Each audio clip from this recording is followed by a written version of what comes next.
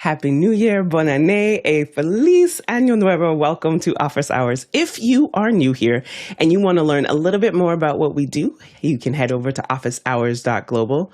Our first hour, we answer your questions on media and digital events.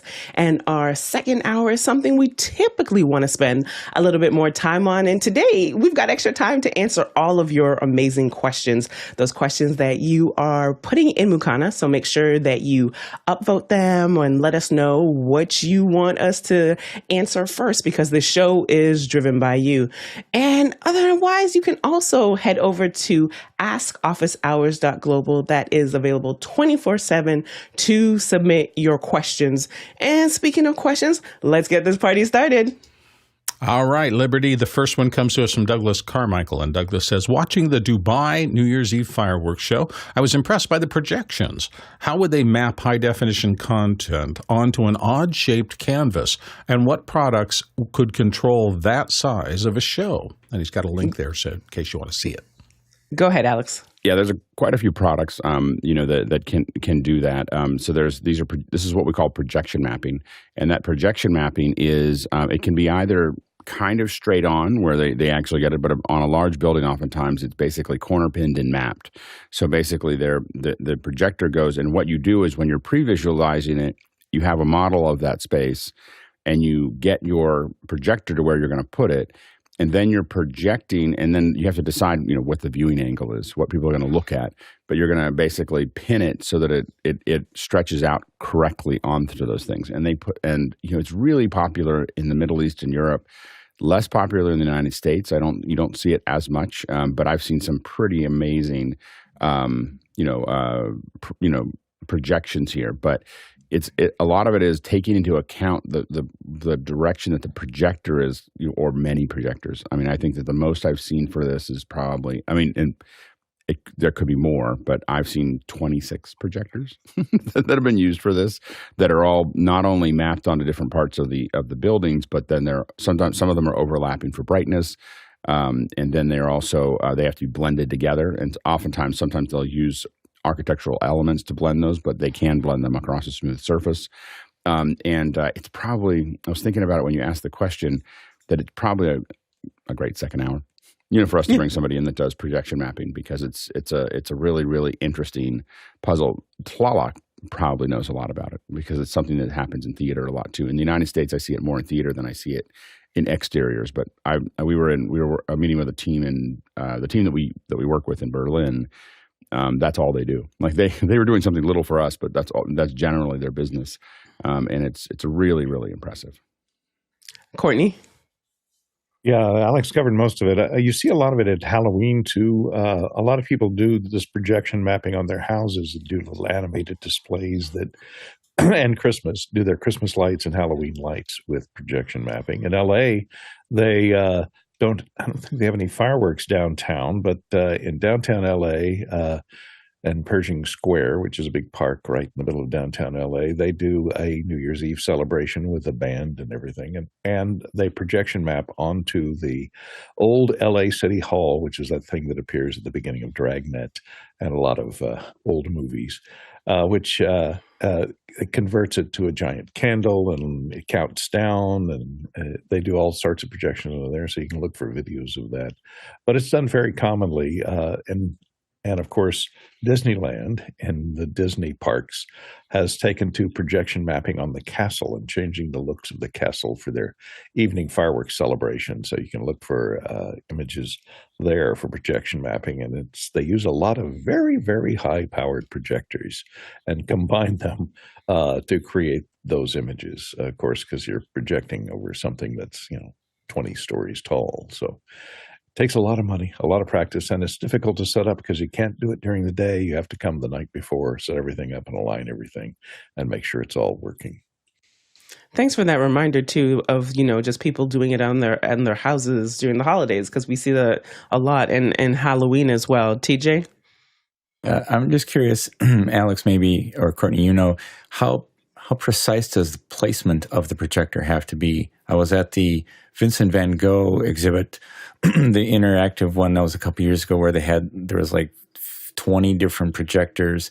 And being the geek I am, I'm looking at where they have the walls mapping in, and it was like millimeter perfect projection, right? I mean, literally right to the thing. So the projection itself, I mean, oftentimes these are, they're built out. I mean, the ones that I worked on anyway, they're built out with 3D models, and they're very close. I wouldn't say that they are millimeter close for the projectors, because the projectors, the lenses in them can be moved back and forth and tilted back up and down.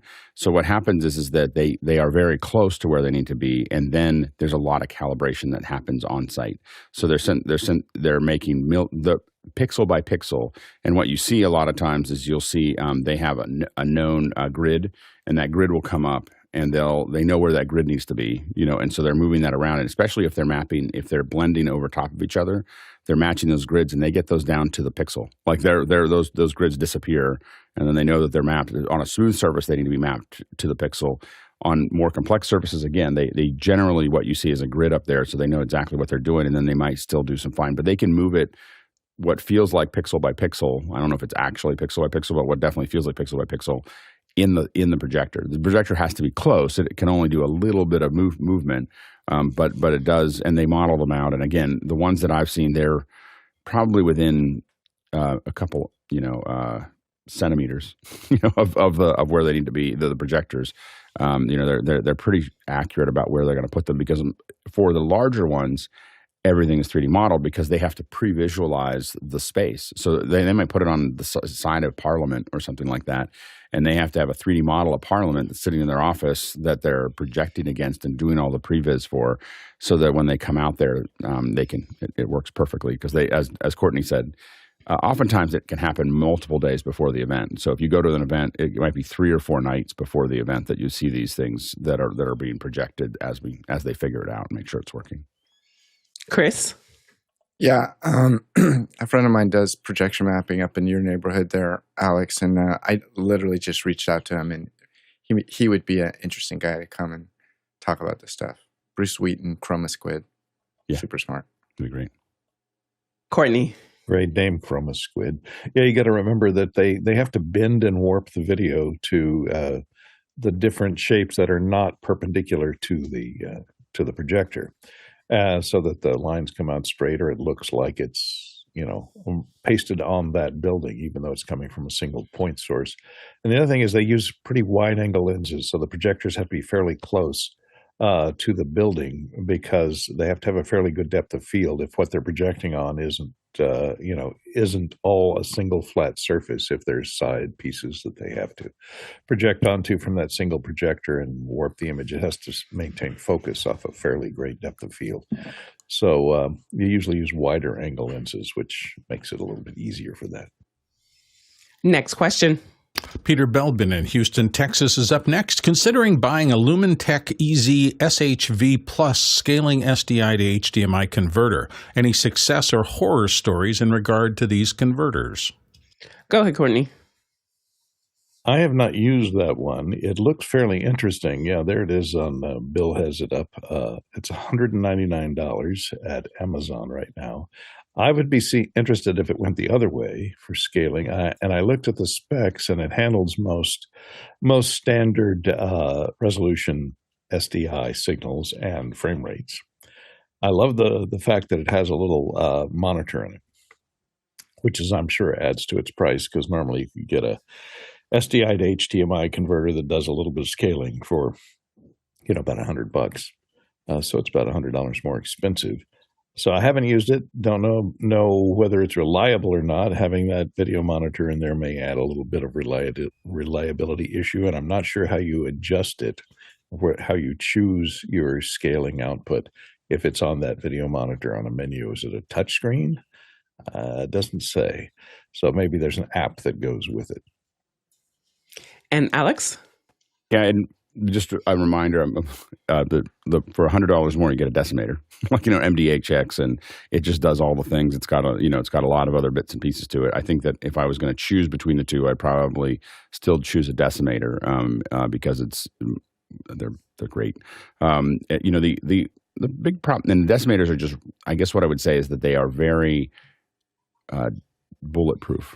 in the sense that they get a lot of different signals and they handle those. What you're going to find this to be probably sensitive to as the price goes down is, number one, is that it'll be more finicky. If it gets a signal that isn't perfect, the decimator can step over a lot of things and still output something, where this one might just not show a signal or might break that signal up.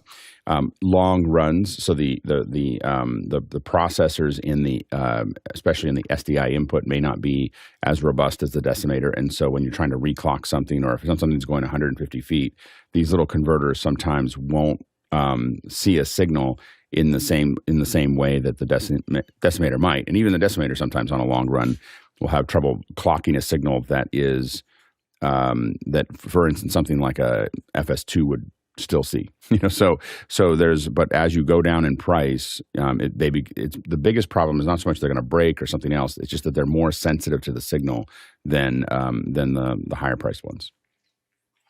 And Courtney. And I did do a little searching. They do make one that goes the other way. This is an HDMI to SDI converter. It's the same price, has the monitor. It looks like you have a mode button over here in the corner that maybe there's a dip switch in there with two dip switches.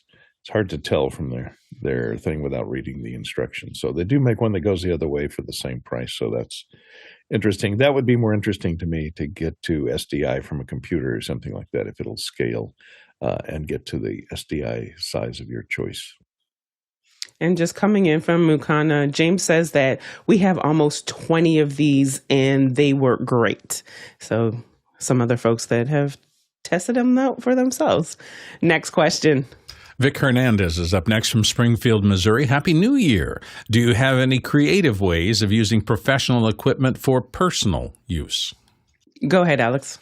I think usually I'm using personal things for professionally. I go the other direction. So I don't know. I mean, I think that I was thinking about this thing, and I was like, well, I just kind of use all my gear for everything. Like the blend between professional and personal use at home, at least, is the biggest thing I think that I had a tendency to do when I had a big warehouse full of things is use the shop. So that was like, building things for home in my shop. But I don't have a shop anymore. So I don't. But I think that's the only thing that I really crossed over. Chris? I've been informed by my CPA to not use professional things for personal things. Well, but I see I'm on a show. I'm on a show where we talk about things, and so I need to use it all the time to test it.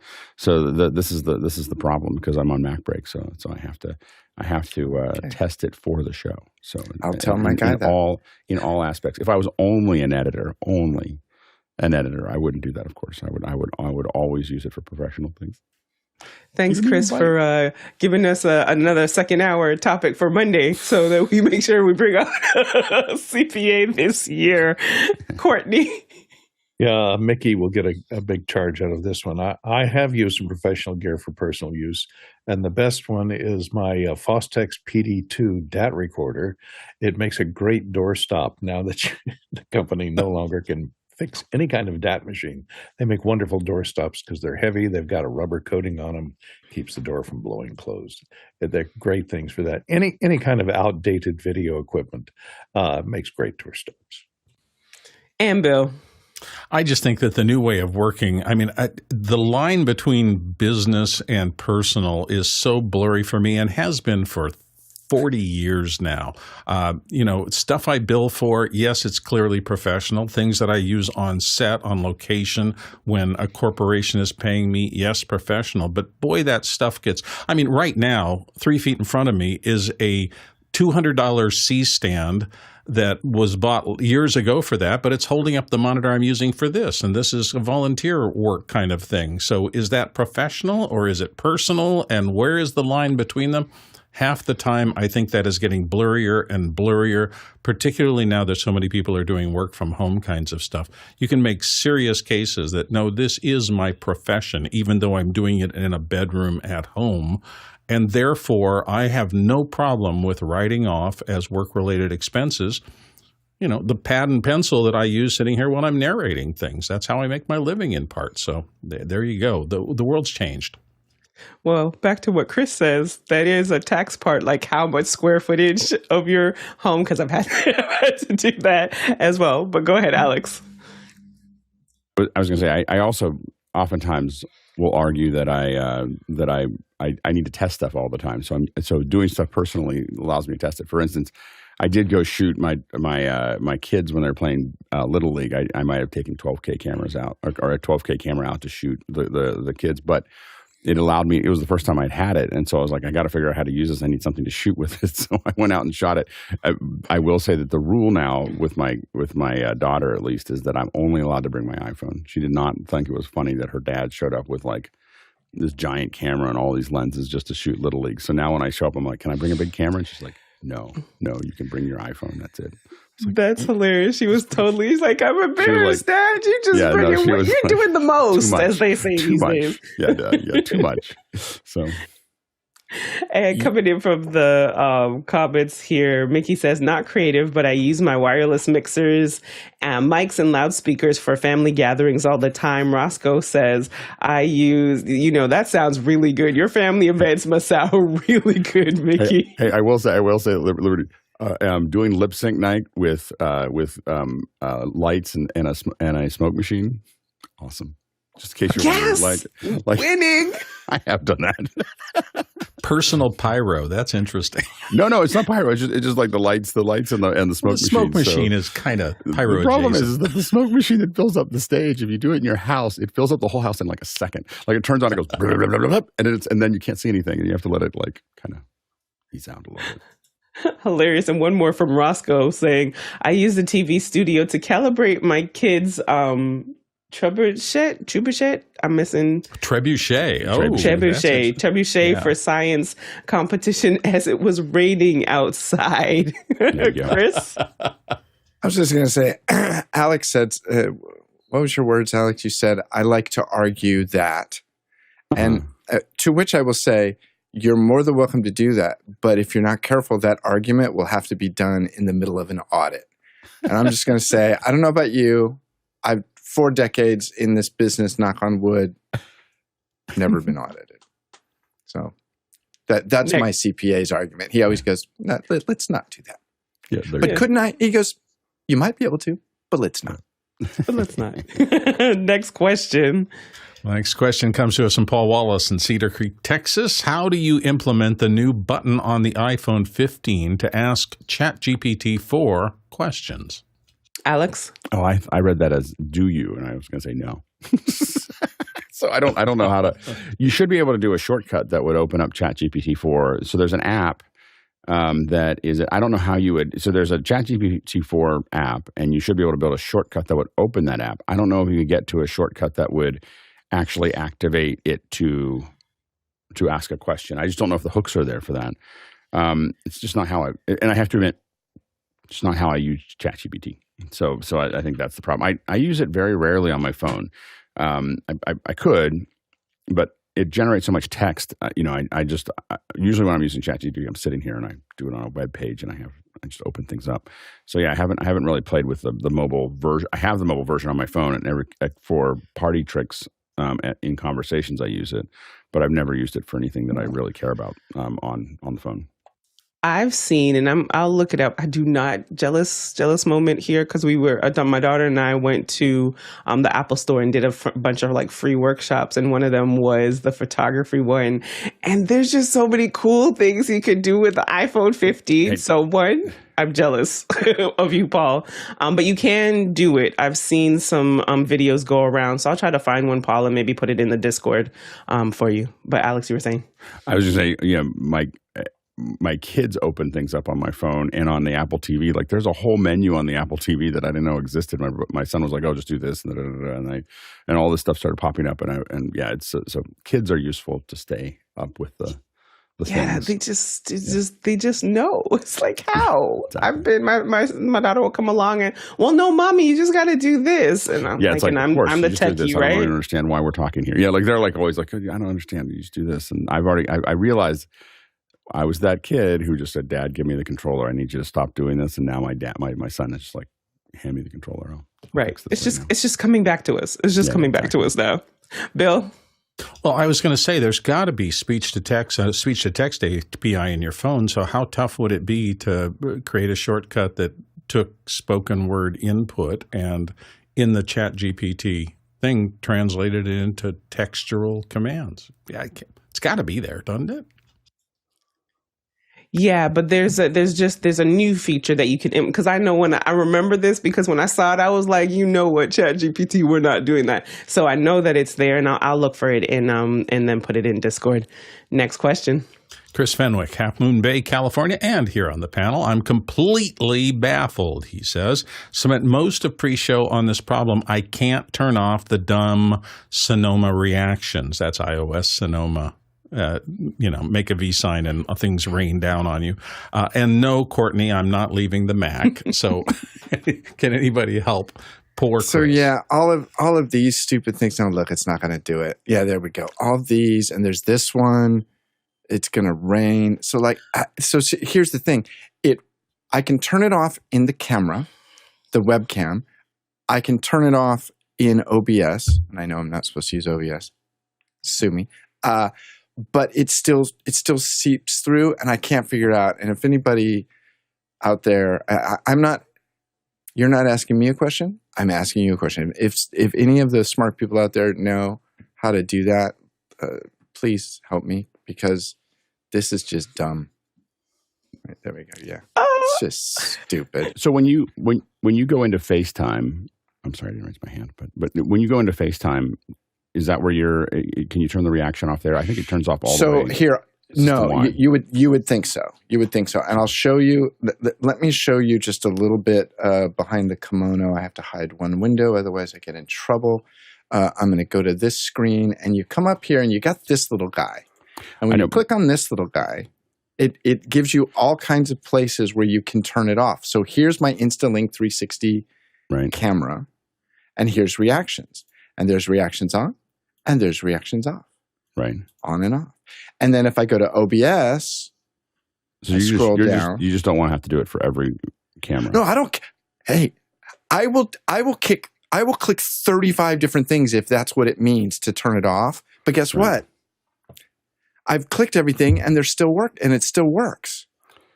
So I don't care where I have to click it off. Just tell me. So go open up FaceTime. Oh, open up FaceTime. Okay, let me open up the FaceTimer. Yeah. And then you should be able to click on the camera icon. There's a camera icon? Should be. Hold on. I don't have it. It's hard for me to walk you through it because I don't use Sonoma yet. Because you're smarter than me. Yeah, I know what you're trying to say, Alex. I didn't have to say that. Doesn't work. There should be. You should be able to. The camera icon at the top of your screen. Yeah. So let's see. Or is that the camera that you were just already jumping on? Yeah, I think that's this thing. I think they're talking about this thing. So if I come over here to FaceTime, so there's FaceTime now. Now this is going to get all messy. Yeah, there should be a camera at the top of the screen with FaceTime. But I don't have it on here.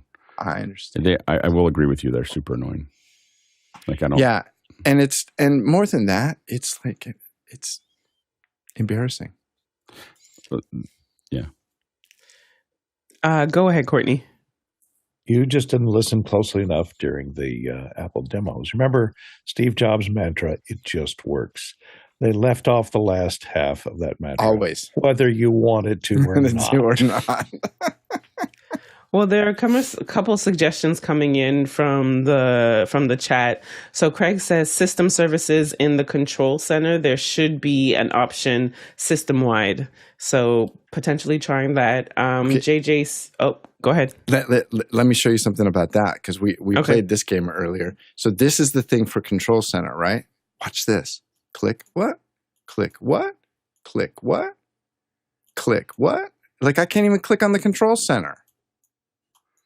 I bet you it'll work in February. I'm just saying. Maybe. And then JJ had shared that, yeah, not that one. Bill, go ahead. Well, I was just saying, I ran into this and I came on to here, I guess, or after hours or someplace, and I said I'm annoyed by these things. And somebody gave me a formula, and they've never been back on. So I'm on Sonoma 14.1 something, and none of them ever come up, no matter what I do with things. They're gone. So there's hope, Chris. Even under Sonoma, you can kill them all. I just don't remember how they told me to do it, but I did it. It's a universal setting. So I want to preemptively apologize to everybody today until I talk to this smart phantom person. I apologize if you see stupid stuff coming up on my screen. I mean, technically it's New Year's Day, so see. Just have a way at it. Next question. We should probably. Next question comes from TJ Asher in Minneapolis, Minnesota. I need a new web host for my low traffic website. I prefer to do my own HTML, so I'm not a fan of sites like Squarespace, which focus on prepackaged templates. Any suggestions for a low to cheap or to zero budget web host? I know I get what I pay for. Alex. I will say that, you can, if you choose to, I don't know if this is what you want to do or not, you can do all custom coding inside of something like Squarespace or Wix or, those ones. You can just put a window in and just say, this is what I want. And so it would all be exactly the same thing. It would just be there. I don't know of anything else that provides the spaces as inexpensively as they do. Like, I don't know exactly what kind of voodoo they do there, but they, for very little money, they make it available. But I know people who have used those platforms and then just injected HTML into them, and not used any of their pre-built templates to make that happen. I also know people who have built them from scratch in there, just like use their design elements and threw them together as well. So it just depends on what you're trying to do there. It's a hard thing because, like, why would you host it for free if people are just, if there's no value add for the platform, why would they give it away? That is always the challenge. There are a couple of recommendations coming in from the chat. Ken says, given your requirements and budget considerations, I'd highly recommend exploring a2hosting.com. Not only do they offer great value for money, but their service is commendable, particularly their customer support, and a couple people are harping on that. John says self-host on AWS or Azure. So there, and Adrian tags on what John just said, that have a look at web hosting on AWS or Azure. It can be quite cost effective for small or low traffic sites. So a couple alternatives for you there in the chat, TJ. Next question. Next question comes to us from John Foltz in Sealing Grove, Pennsylvania. What is the preferred antivirus software for a Windows 11 machine? TJ. I just use the built-in, I think it's Windows Defender. I just let Microsoft kind of handle it for me. I don't add on anything third-party. Our company uses a product from Cisco, and now I cannot remember the name of it. Dagnabbit. Courtney. Yes, I agree with TJ. And the problem is a lot of computers these days come shipped with Windows 11, and McAfee or Norton, God forbid, pre-installed in a trial period, which will last 30 days. And then when that 30 days expire, they try and extort some money out of you. The first thing I do when I get a new computer is remove any antivirus software that was included and bundled with the machine, which when you remove that McAfee and uninstall it completely, and as soon as you uninstall it, Windows Defender will take over and manage your, it's always built into every version of Windows. It manages all your antivirus protection. Steve Gibson, that's what he uses, I think, on everything. And the problem is all the add-on things really get their hooks into your system and slow it down considerably, and don't offer you much more in the way of protection against viruses and antiviruses. And, there might be a little bit of help out of some of those for anti-trolling that will read your emails and try and notify you when an email is a troll. But these days, the trolls, the phishing expeditions can get around a lot of those pre-canned antivirus software detectors these days. So just use Windows Defender and be careful about what you never click on a link in an email. especially from someone you don't know, and even from someone you know if you're not expecting it. And Mickey shares that Windows Defender is sufficient for most use cases. Next question. Next one comes to us from Art Aldrich in New York, and Art says, I'm considering new pan-tilt zoom cameras to replace my Panasonic HE130s. Is the FR7 all that it seems to be? Would it stand up to outside broadcast work? Alex? It depends. So the FR7, what I would say is for relatively short throws. So if you're doing we use a lot of FR7s. So we're using them very frequently. They get a little harder to work with when you go over 20 feet, as a throw. So 20 to 30 feet. These are full-size sensors. You have to put adjustable lenses on them. They're not the same as the HE130s and the HE150s are all built together. They're going to have a much longer throw. And they also have, if you are doing virtual set work, they also have telemetry in them that you don't have necessarily in the FR7s yet, or it isn't fully built out yet. So the FR7s are not going to be great for digital sets, I don't think yet. They also are, but what I will say is they look better than everything else. If you're less than 20 feet out, those cameras are just amazing. And I would say 20 is maybe a little bit. I think we might get to 30 feet, where we're putting the 28 or I think they're the 28 to 135s or 35s to 128. I can't remember that, but there's that one zoom. You can put longer zooms on it. We have done that, and you can also window crop them if you're just doing 1080 to get a little bit more throw out of them. But if you're really trying to use them for what they're built for, we found that they just look gorgeous. Everybody looks better. Like everybody looks better with them on than a regular PTZ.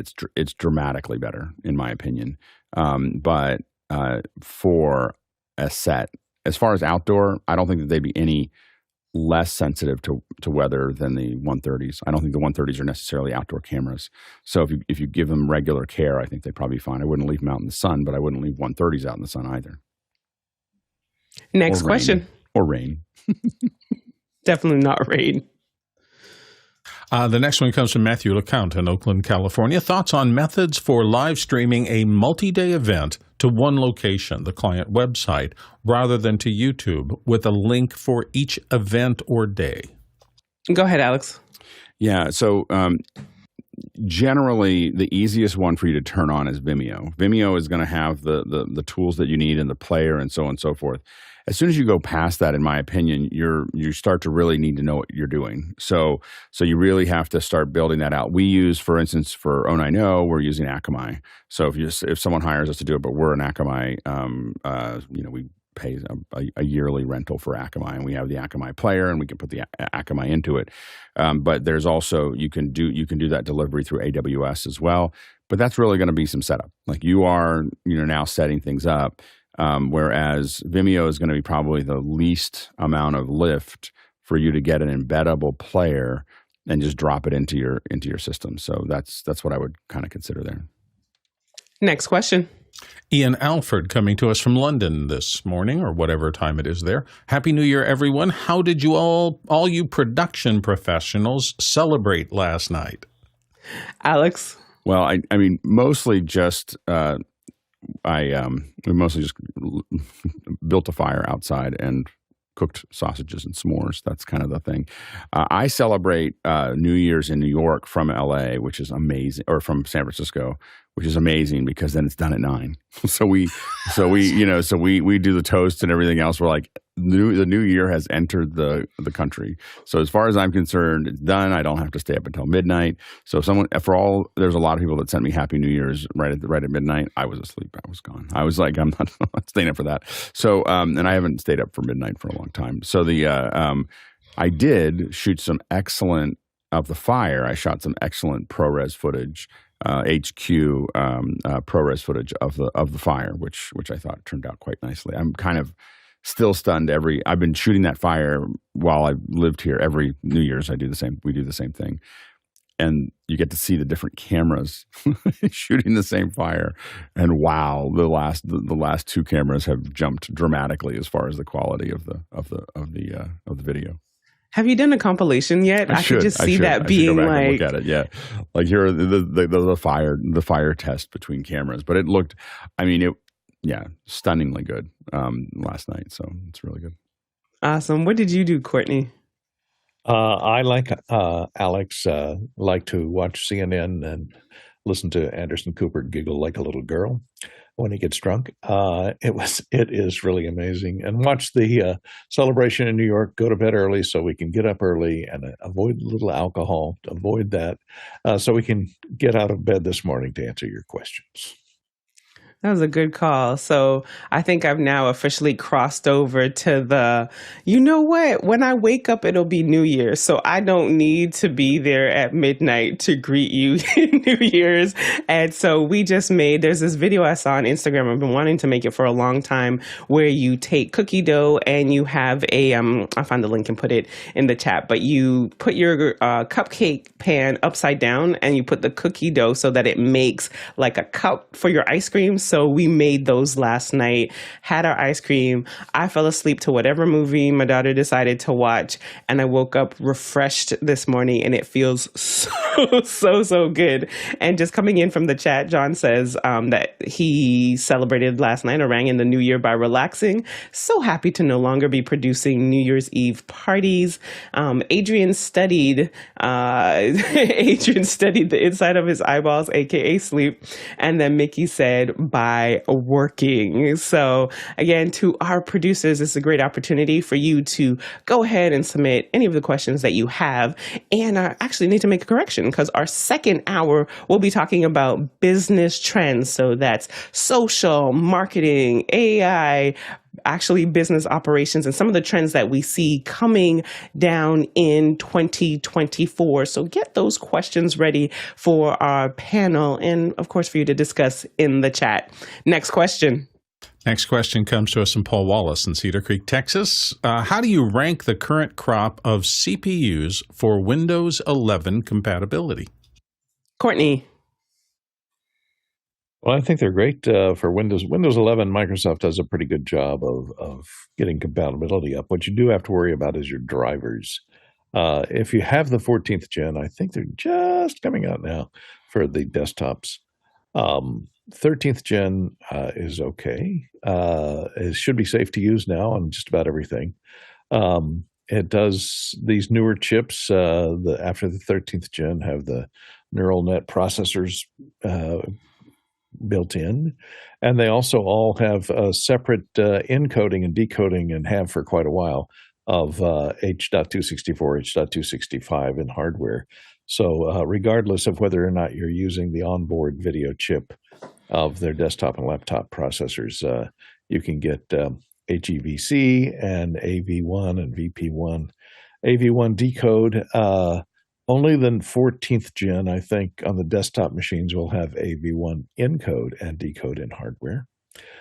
So if you're doing a lot of media conversion, they should work great for that. But after a new generation of Intel chips comes out on Windows 11, it takes them usually about 4 or 5 months to catch up on all the drivers for the various video cards and chipset, onboard video chipsets. So bear that in mind. Don't be on the bleeding edge. You may have problems for a month or two until they get the drivers updated. And update Windows frequently if you have one of the newer chipsets, because one of the updates will probably take care of whatever problem you've been having.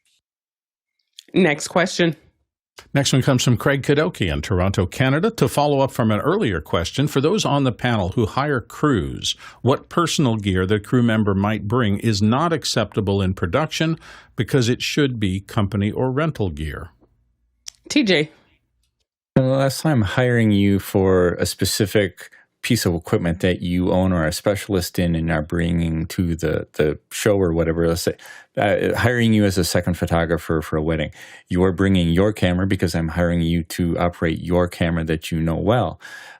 Anything other than that, like any other device, don't bring anything. Because I don't want you being distracted. I'll have everything set up that I want used for whatever we're doing. We will be using the equipment that I am providing, that I know, and keep your phone in your pocket too. I don't want you, messing with your phone and being distracted when I need you working and focusing on what we're doing. Bill? Yeah, this is a complicated one for me because I've had it happen both ways. I've gone on to a set and been quietly told, no, leave everything behind, just bring yourself and everything else is provided, which can be just fine if I'm absolutely sure I know how to operate the equipment they're bringing. The advantage of bringing a piece of personal equipment, particularly if it's something that requires a lot of manipulation, you know your gear. And you can sometimes do a better job with the camera the way you have it set up, but you've got to talk to whoever's running this. I've also been in circumstances where I was once hired on a gig to do sound entirely, but we were on a golf course with a professional golfer, and he was making these 30-foot putts, and I realized that I had at the time a PD-150, a nice little DV cam camera that was very small, and I just brought it out. And I quietly sat there for a while, and at one point when the director had some time, I kind of pulled it up to look at it myself, and he said, "What's that?" And I said, "Well, I just got this. It's a really new DV camera, but it works really well." And he said, "You know, what would happen if we put that right behind the hole and had Casey sink like 10 putts?" We did that, and it turned out the opening shot of the whole campaign was that shot. So bringing that day and politely and appropriately bringing it to someone's attention changed everything. I also, on a different set, could have been yelled at and never called back, because if it was a union gig and I'm not a camera operator, that's taking somebody else's position. And you know, so it's just this delicate thing. How big? What are your relationships like? Do they know you? Can you add value without messing up current existing hierarchy and the way things are supposed to work on a set? It's always a judgment call. A lot of judgment in this business. Courtney. Yeah, Bill brings up an important point. If you're working with a union crew, a lot of times they're very touchy about you crossing the line into their department.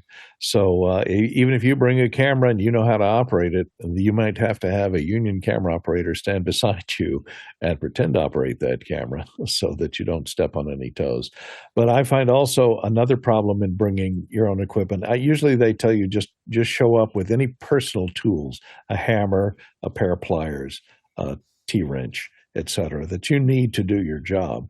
Your personal tools are allowed and advised for you to carry your own, because you don't want to be asking somebody else for a screwdriver or something. They tend to frown on that.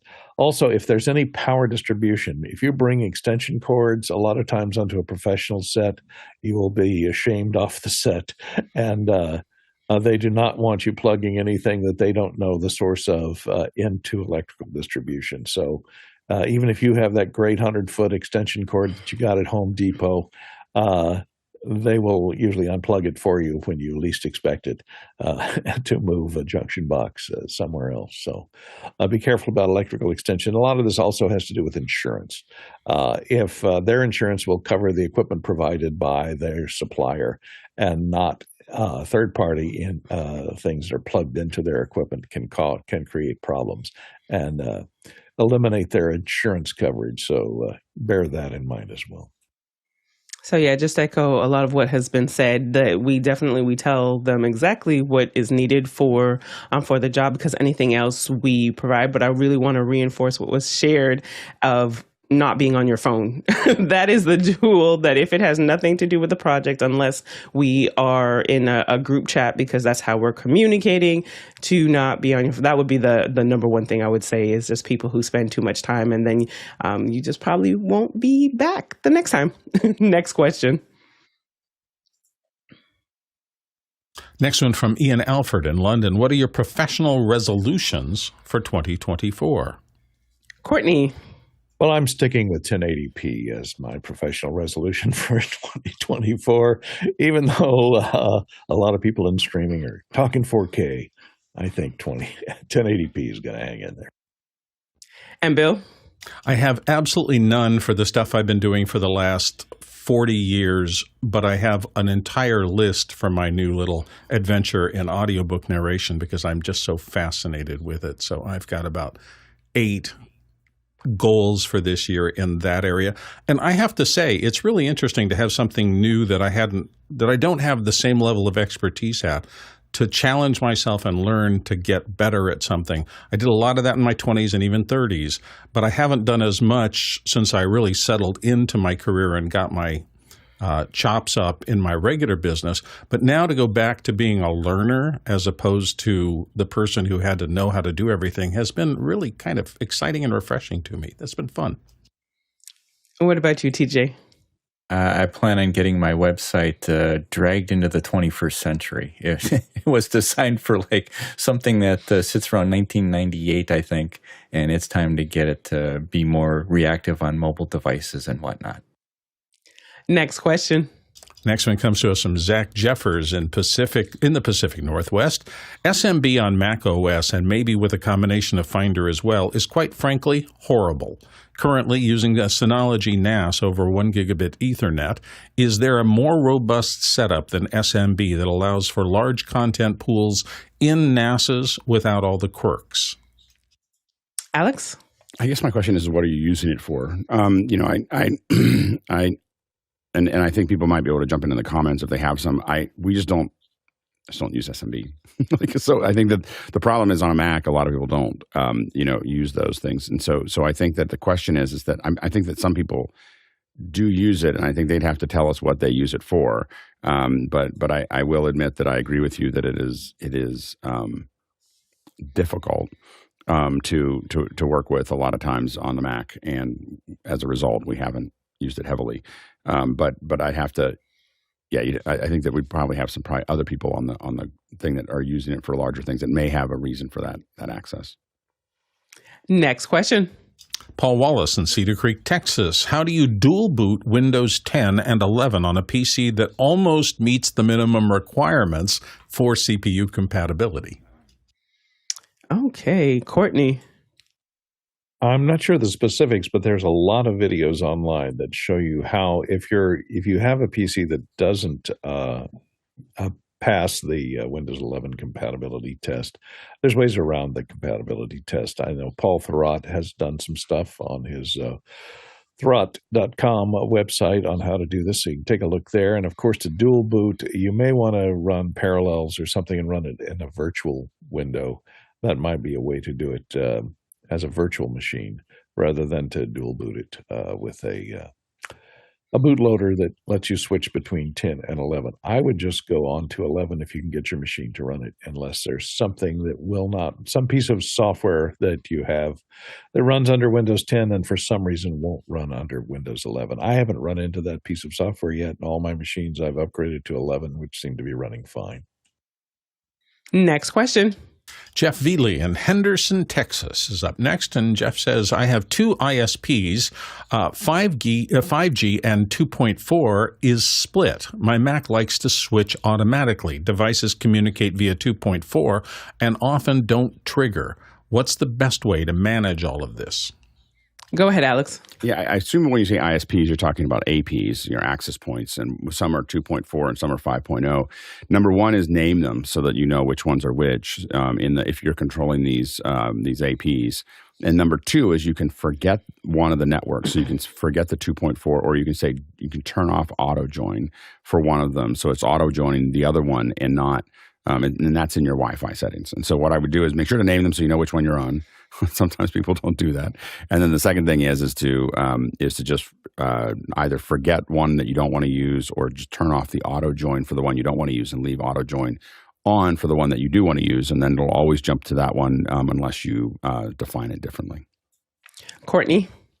Yeah, what Alex said, a lot of these new routers which have multi-frequency 5G 2.4 and 6, they will use a single SSID, which is, I assume, what you're talking about, and auto switch. It'll detect and auto switch to whichever it needs. But I found that to be a lot of times a problem, especially if you've got a lot of Internet of Things devices that just have 2.4.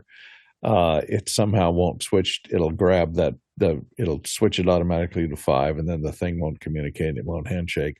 My solution was getting an old 2.4 router and putting a different name on it, plugging it into the modern one that has a single SSID and auto switches, and name that second one 2.4, my 2.4, and just use that for all your IoT stuff, because it's going to be slow speed.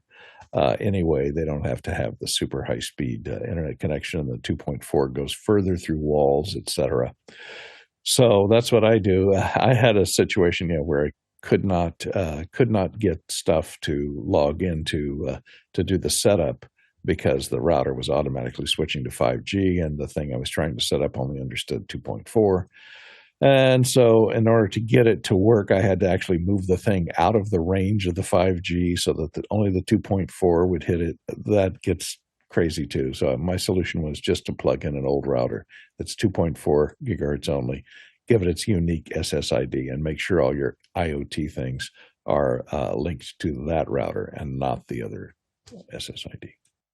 So Jeff says in the comments that I meant 2 service providers. I use 5G on the other side of my house and the 2.4 for controlling devices in my studio. So just clarification there. Next question. Next one comes from Morgan Price in Victoria, British Columbia, Canada. Happy New Year's to all. Thinking of business trends in 2024, generative AI is one of the big ones. How do you think we'll be using generative AI, and how do we use it well in 2024? Go ahead, Bill.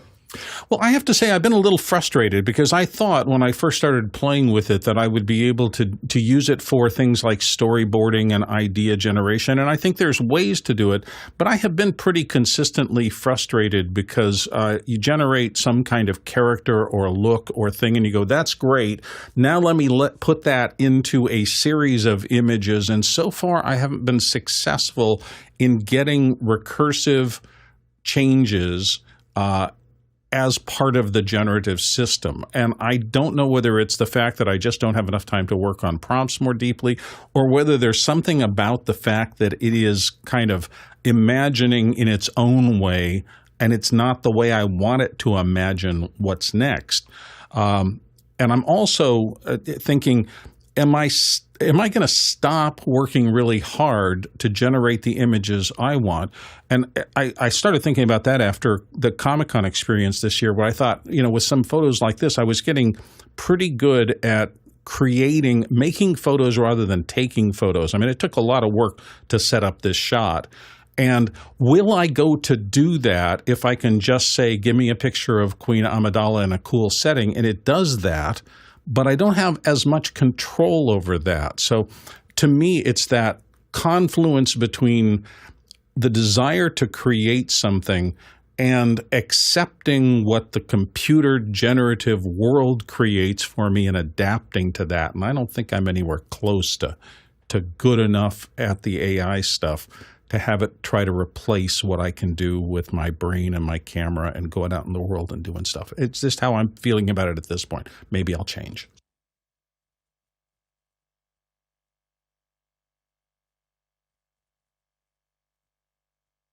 Oops, I think you're muted, Liberty. My apologies. I thought Courtney was muted. It was me. It's New Year's Day. I was waiting for my cue. But Go ahead. Couldn't go. I introduced my brother-in-law at Christmas to Copilot on the dreaded Microsoft Edge browser, which, if you don't know it, even you Mac people can install it, I think, on your computer, and you just click on this little thing in the upper right-hand corner here, and it opens up this side panel, which is Microsoft's version of ChatGPT, and it uses DALL-E 2, and now it is multi-responsive. It responds. It will create pictures, and using DALL-E 3, I think, or DALL-E 2 Plus. And I've got to tell you, the quality of the imagery has come up considerably. It's close to matching Midjourney, but not quite. But it does have cumulative, it does follow along with each modification to a picture that you create. It'll create pictures. It does everything, it also works with a large language model as well. So it'll respond in text. If you ask it a text-based question, it'll respond in pictures. You can enter pictures. You can drag and drop pictures in there and modify them and ask it questions about that. So, and it has 3 levels of response. You can say get creative. You can use balanced, so it balances between creative and precise, and then you can use precise, where it will cite it'll put a little footnotes in and give you little indications of where it got its precision information within that response. So it works quite well. It also has a microphone little icon on it, so you can enter your question verbally. So it can respond verbally as well. So I think it's pretty competitive with everything that's out there, and it's free. And I haven't seen any limits on its use yet, but it's still in the pilot mode, I guess. Go ahead, Alex. Yeah, I use it all the time. So one of the things that I do is the thing that's really useful for me is in the style of something, So a lot of my I like Pixar stuff. So I go in the style of Pixar, and I get a lot of things that look very similar to each other there. Also, if I use the same seed number, so you can get in and grab that seed number, and then you're going to end up with things that look similar to each other. So as you go down that path, I've gotten a lot of different images using things like that, where there's a place in Midjourney where you can say, I want to do this again, but you can change specific things, and it's going to stay inside of that look. It's a little easier to kind of build that out. I use it for lots of little examples of things, and I also use it for previs and thinking about things, and then just for enjoyment. so I definitely build a lot of things out, but a lot of my my presentations will have little bits and pieces of them in there. I think they add. I would say I'm not using them for usually anything technical. They're usually used for what I would say is demonstrative. So I had a timeline of showing. A timeline of showing the history of media. So it starts with like someone cutting stone, and then there's papyrus, and then and having people do that over a plain white background, trying to find that on the internet was going to take forever. So I got, person cutting, doing hieroglyphics in a stone. Or Sanskrit, I think. I got a person doing papyrus. I had a person running something that looks like a printer. I don't know if it really looked like a Gutenberg printer, but something like that. I said, give me a cable box. I got and I just had it made them. But the nice thing about them is they were all over a plain white background. I could easily key them out and put them in. Or a plain black background or gray background or other things like that. And so it's pretty, that kind of stuff. And then just fun things where you just want to give everybody a little bit of a chuckle before you move to the next thing. It's pretty useful for that. But doing it over plain backgrounds that I can remove and then put into things makes a big difference. There are, when I looked at this question, what came to me was more so than the new things because generative AI is using artificial intelligence to use for voice, text, or imagery, video, and to create something with that from AI. And this last year has been so exploratory. There's been so many new tools and people just trying new things with it. The trend that I see for this year is people actually understanding how to use it in their workflow, just from a professional standpoint. So we're going to use this tool set to do these things, and it will help our workflow here, kind of going to Bill's point of what's really the artificial side of things of this image is using what's existing already there. So I see that more and more people will understand how to use it in their current, in their specific needs. I think that's the trend that we'll see more so. And then also text to voice just growing immensely. So I look at it more so as the use, because a lot of people have been just trying to figure out what is this? And it's still we're still in the infancy of this. So this is just another layer of people just understanding how to make it work for them. Courtney.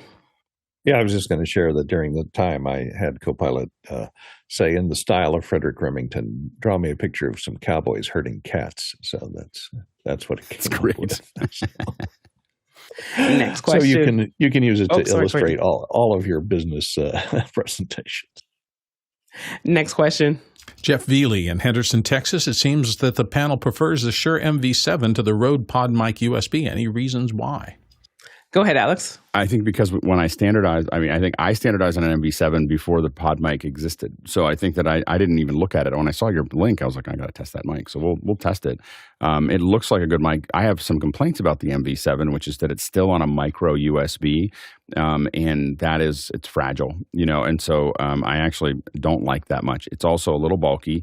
This looks like it's less bulky. I think that I might have made a decision that I didn't see like a foam or any other pop filter easily available for it, and that's something I worry about. I will say I looked at it on Amazon, and I think my number one question was less about the mic and more about what is this stand?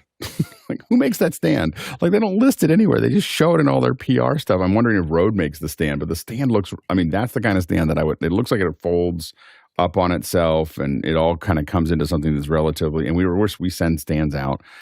That's the best stand I've seen for best small stand I've ever seen for a mic. 5 seconds. So anyway.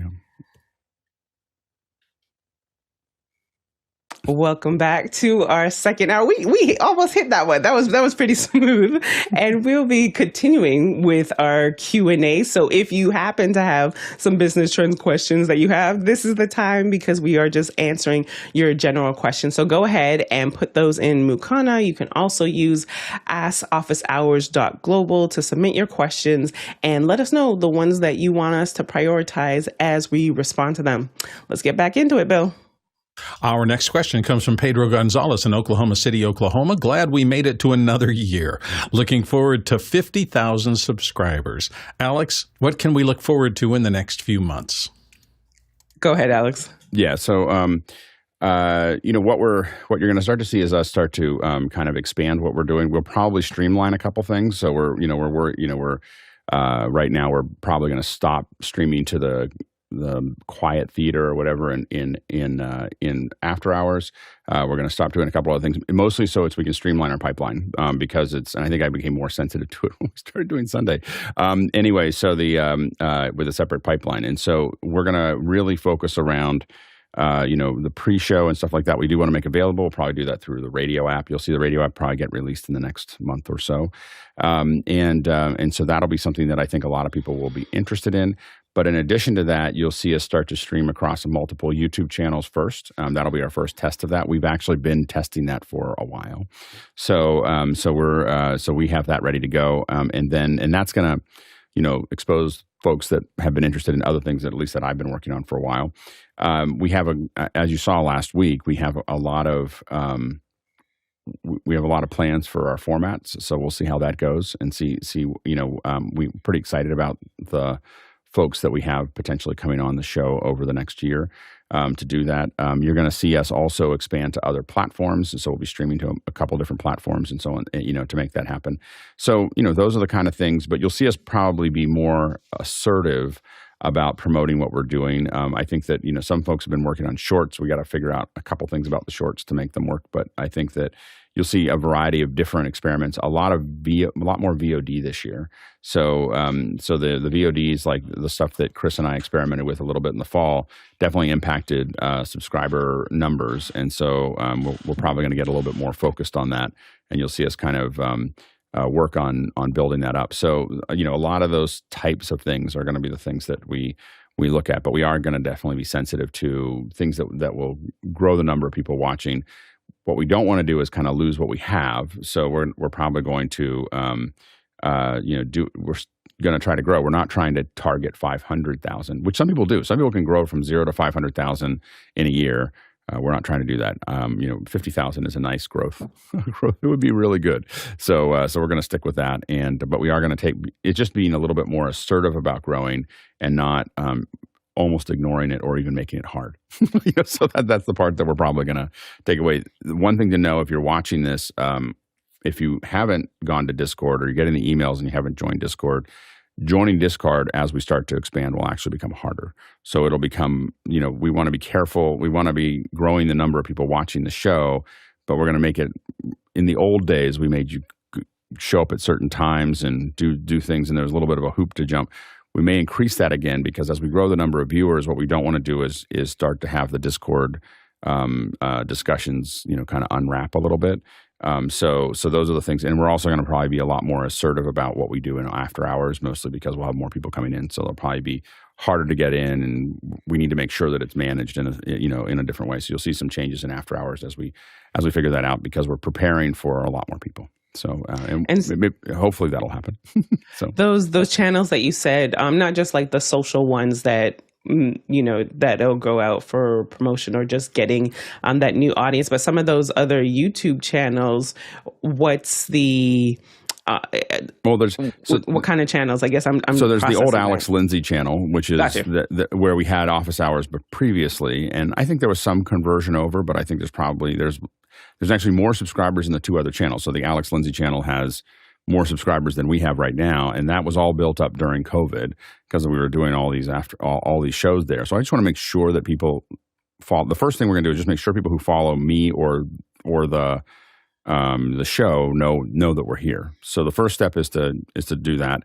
The second one is the Pixel Core channel, which actually has about 18,000 followers after many years of not posting anything. like nothing's been put up there for a long time. So 5 years, I think. And so we're going to just stream to it. And it's mostly just there to make sure that the folks that had followed things that we had done in the past just know that we're here. Like that this is happening. And, I don't expect it to be this huge transfer, but you'll see us, and we'll talk a little bit more about subscribing, which we haven't done in the past. And then there is, my Twitter feed, which has another 40,000 followers that we'll probably start streaming into.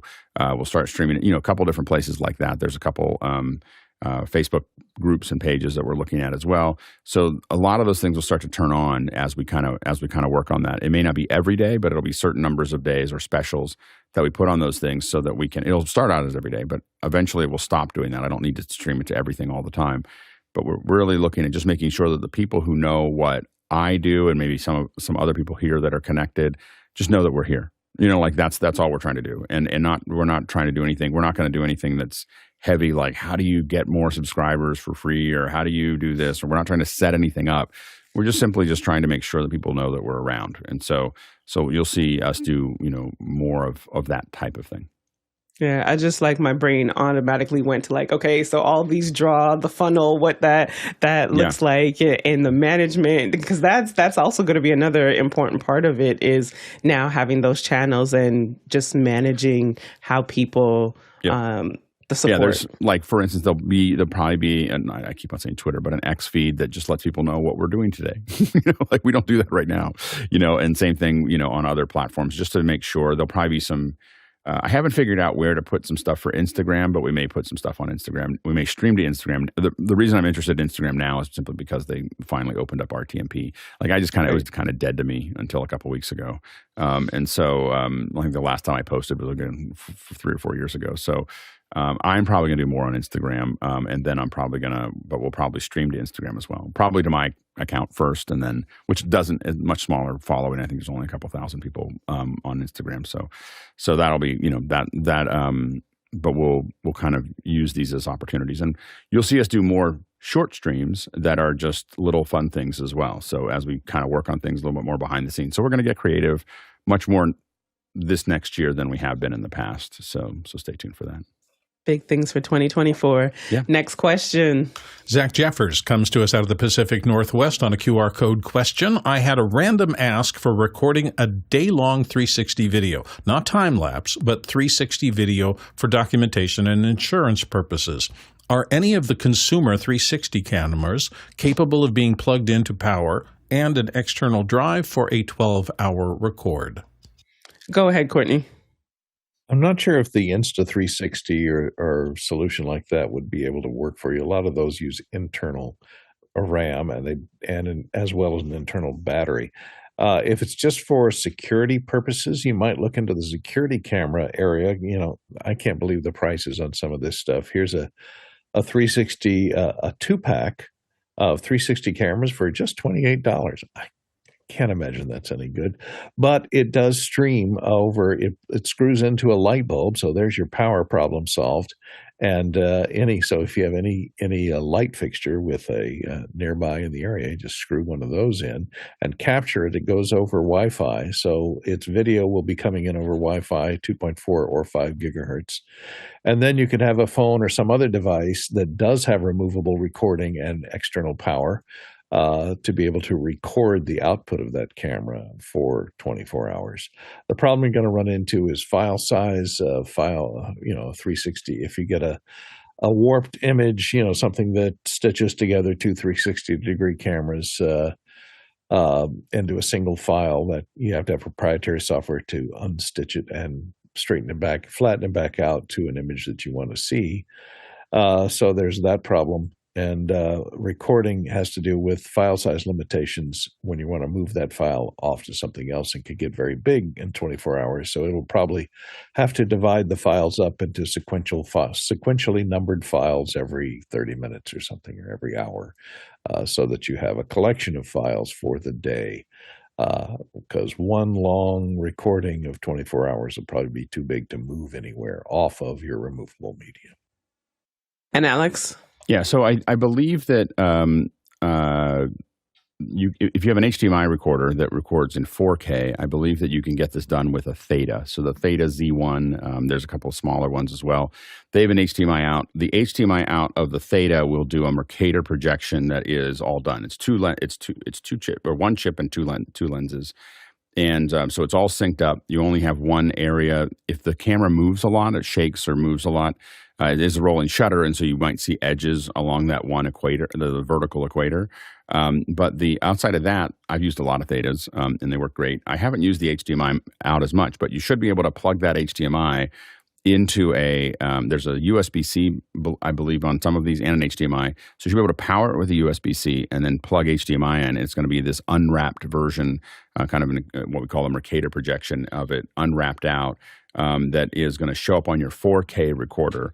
And then you should be able to record it that way. And then, of course, you can map that onto a Sphere. You can do whatever you want with it later in the 360. So I would that's probably the least expensive way to do it. We have more expensive ways to do that, but that's the least. As far as a quote unquote consumer camera, that's, I would say, sub $1,000. There's some of them that are even less. That's probably the place that I would look. Next question. Vic Hernandez in Springfield, Missouri. How do you instill the value of being present to volunteers without scaring them away? Go ahead, Alex. I'd start by being present. So that's the most important part, is to kind of have people get used to it, and gently, you talk about it a little bit, get used to it. But I think that's the hard part, is to people aren't used to it. They're used to looking at their phones and checking their email and doing all these things all at the same time. So, but it does get to be better when that happens. So it's hard. You start small, and it doesn't work for everybody. Some people really like to be doing 3 other things while they're talking to you. And occasionally, like for instance, for me, you have to also know it doesn't have to be all the time. If I'm on Zoom, I tend to be that way. Some people find that I have a much more wandering conversation if I'm doing something else with somebody. So sometimes it doesn't have to be that I'm only doing one thing. I just do things like work on my pool or clean dishes or do other things like that. And if I do that while I'm on a phone, oftentimes it allows me to kind of think through things with folks. But most of the time, if I'm on a Zoom call, I try to be as present as I can. Courtney? Yeah, you can tell them that the organizers of the event have outlawed cell phones, and so they have to surrender their cell phone or any means of recording anything. And so then they have no other choice other than to pay attention to what's going on, because they have no distractions if you take away their little pocket distractions. And Bill? In my experience, in every volunteer organization I've been with or lucky enough to run in a couple of cases, people come to them because they value community most of the time. And I say most of the time because we had circumstances where we got large volunteer groups from like the local banks, and they all kind of get compensation from that. So they would show up as a team to work an event or something like that. They weren't really as invested as the volunteer people we worked at who were volunteering for the organization because they had a connection or passion to it. Once they had that, they formed community. And then I think rather than management holding people accountable for being present, it's the community. It's you get this idea, while we're here, we pay attention to what we're doing and we try to do the best job we can. And if you're really fortunate and you get good people and everything works right, they will hold each other accountable for, being on when the job needs to be done, as opposed to trying to do crossword puzzles while they're supposed to be doing something. So to me, it's grooming, taking care of the community and giving them the tools they need to form it and work it well. Yeah, like Bill said, like basically the culture that you're providing for that volunteer experience. There's some where I've worked on, and it's the lead up and making sure that you share those instructions in advance, reinforce any consequences, both positive and negative, that if they don't follow those rules. Someone said in the chat, by them not being physically present for the next gig. So that's also just a part of it as well. But it really is that experience that you provide, because they are bringing their talents, their skill sets to the table. So if it is something, because I know that just even some church organizations that I've volunteered on in production, just because of the pride that we have in what we're doing, to Bill's point, it makes a difference. So culture, and then the just overall that onboarding experience that they have, so that they understand your expectations. Next question. Chuck Hodges in Tuolumne, California. Sorry about that. With no video or audio in the Zoom and Mukana, showing video not available today. 2, is today a first day of the show and pre-show is canceled for most people in the community because they just can't see it? We'll watch the answer later if the YouTube uploads. So somebody's having trouble. No, we're not going to stream to the quiet theater much longer, or at all. So we're really streamlining as we move into the new year. We're streamlining that process. We are going to look at potentially doing the pre-stream to the radio app. So if you go into Discord and you look at that, you'll see the pre-stream there.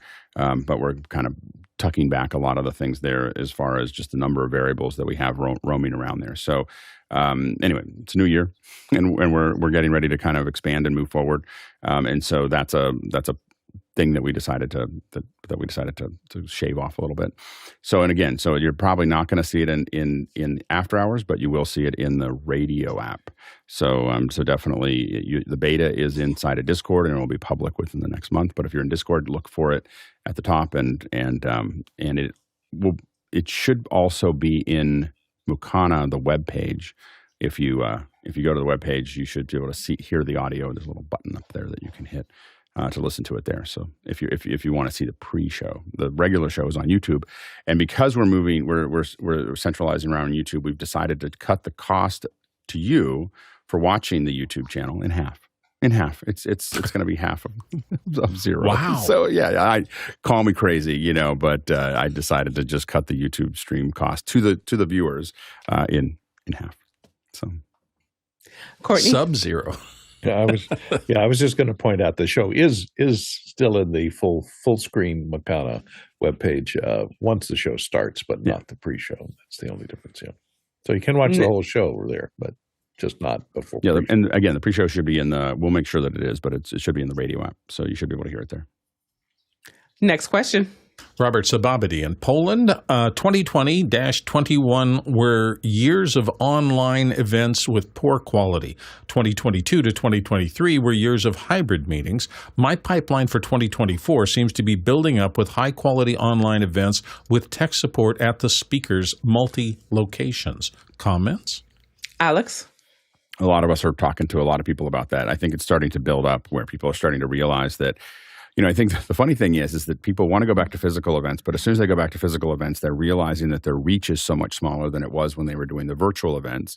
And then they're doing hybrid events, but then they find people aren't staying very long when they watch the hybrid events remotely. So the impact that they had before is not actually happening there, which is, of course, what we told them would happen like 2 years ago.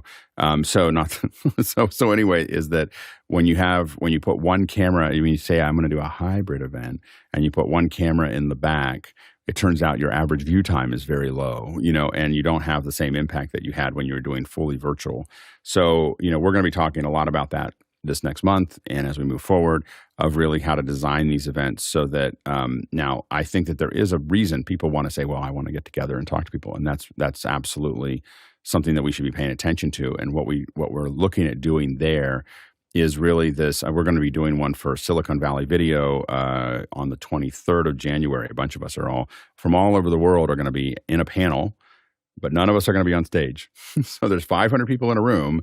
They get to do the expo. They get to sit there and watch, but we're coming in over the screen. Now, why is that important? Is because, number one, you could never afford to fly us all in to be at that event. People coming in from all over the world. We don't want to give up a week just to speak for half an hour. So that doesn't work.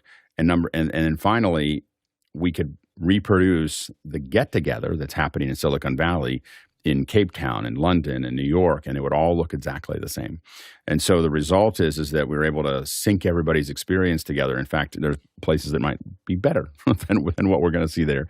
So that's what we think that, or I think that's going to be a product that people are going to be really interested in. We've done pieces of these for the last 10 years. And I think that all the technology and everything else had to kind of catch up to what we were doing. But we've done 4 and 5 city events since 2013, 2014. The biggest problem we've had is having the speakers on stage. And so we're slowly pulling that off. But also, I think you're going to see a lot more just virtual events picking up speed. The other thing, as we're talking about trends, or as we think about trends, watch the economy. When the economy, what we do, virtual events is a counter-cyclical business. So when the economy goes down, virtual events go up. That has happened since the late 90s.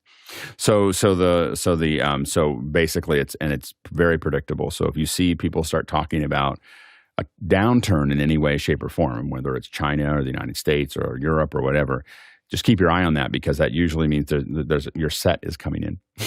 So you want to make sure that you're paying close attention to the economy, because it definitely affects us more than probably almost anything else as far as the expansion of demand for virtual events.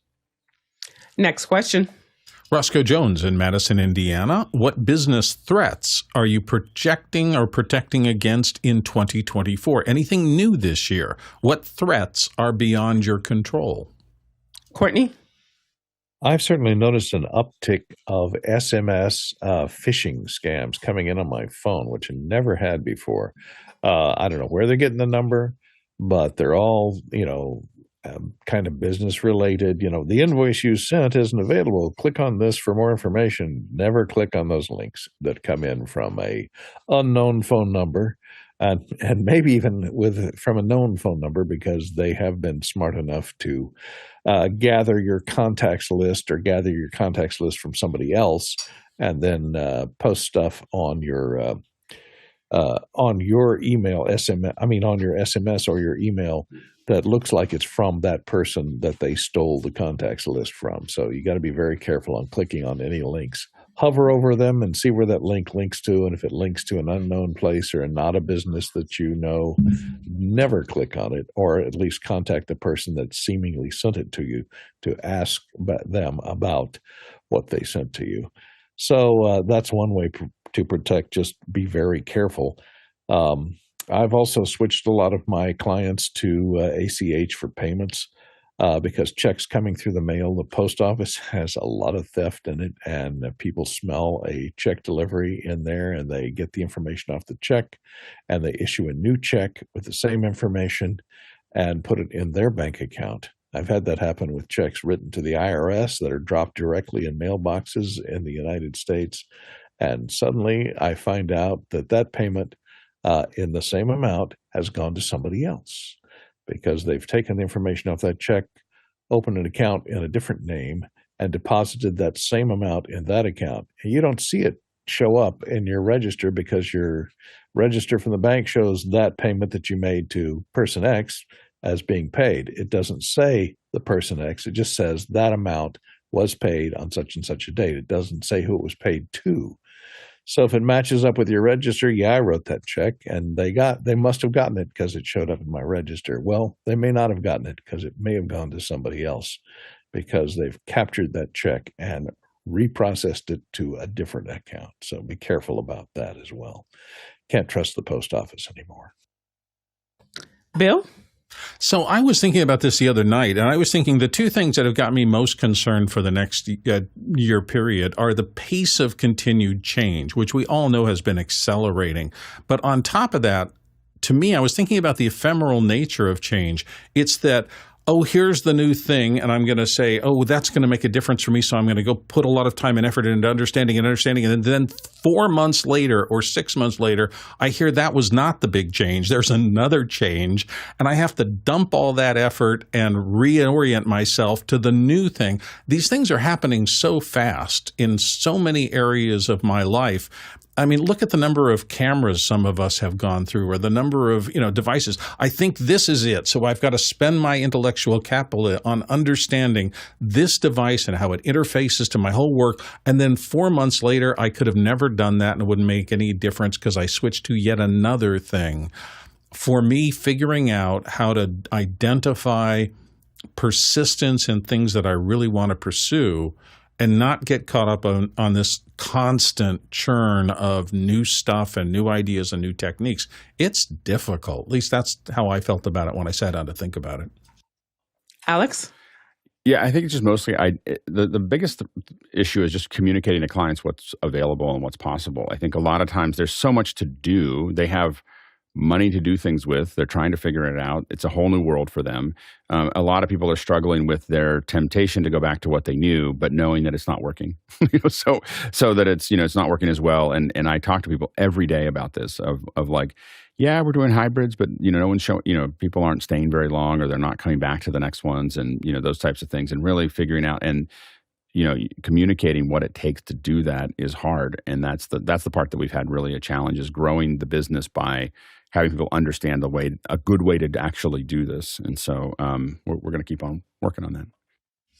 Next question. Robert Sababity is back from Poland. My expectancy for 2024 is more AI-based interpretation automation for live events.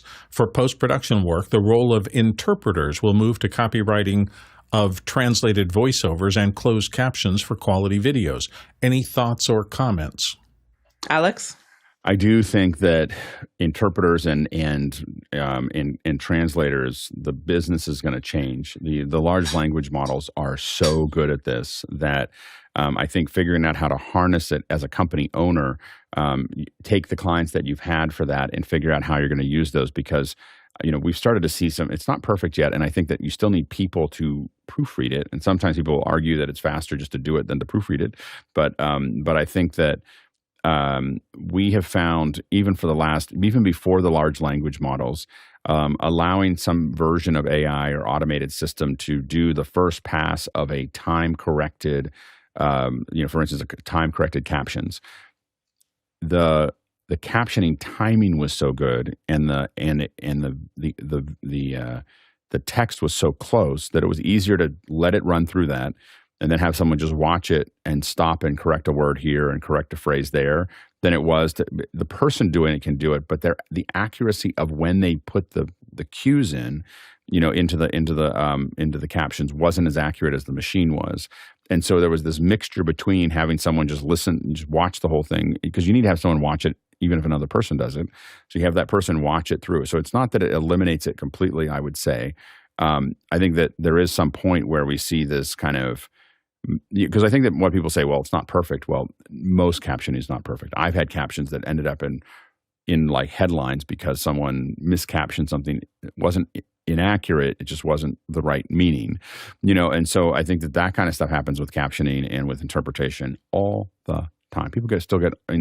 We've been translating the Bible for 2,000 years, and people still argue about what that said and meant, and what that translation should look like. So it's and they had a lot of time to think about it. So I think that you're going to see that this process explode, and the real time version of this is going to be crazy. Like, you're going to be able to. We talked about this in the past, but as we look forward, you're going to be able to have city council meetings that are translated into 60 languages in audio in real time. So that everybody in a community can, whatever language, can listen to it, and that could be, and then all of it summarized, minutes after the event, in all those languages, and that's when we say that that's coming, it's probably, it's practically here. Someone turning that service on is all that's really missing for those types of things. and people will, talk about the fact that, well, what if it's inaccurate and everything else? Well, there's still a recording of it. People can always go back. And the reality is that giving people access to the gist of it is more than they have now. And by the way, it won't just be text. It'll be like, there'll be voice, like literally you'll be able to sit there and listen to someone talk. You're watching something and voice will come out the other end. The processing is still a little bit behind, but that kind of stuff is happening so fast. When you look at, if you listen to the quote unquote Atom in 11 Labs, which is what everybody uses for their voiceovers, the AI voice, that kind of authoritative, blah, blah, blah, blah, that's Atom. It's the very first voice in 11 Labs. No one even went down one to Bill. There's one that sounds just like Bill. That is Bill. That's called Bill. It's weird. It's very weird. But I think that you're going to see, and I think that the voiceovers, by the way, you're going to see more and more of in that process as well. Go ahead, Bill. Yeah, I 100% believe this. I think it's going to change the nature of interpretation. It's going to make it much more open for a lot more people. And there is a lot of description where good enough really is good enough.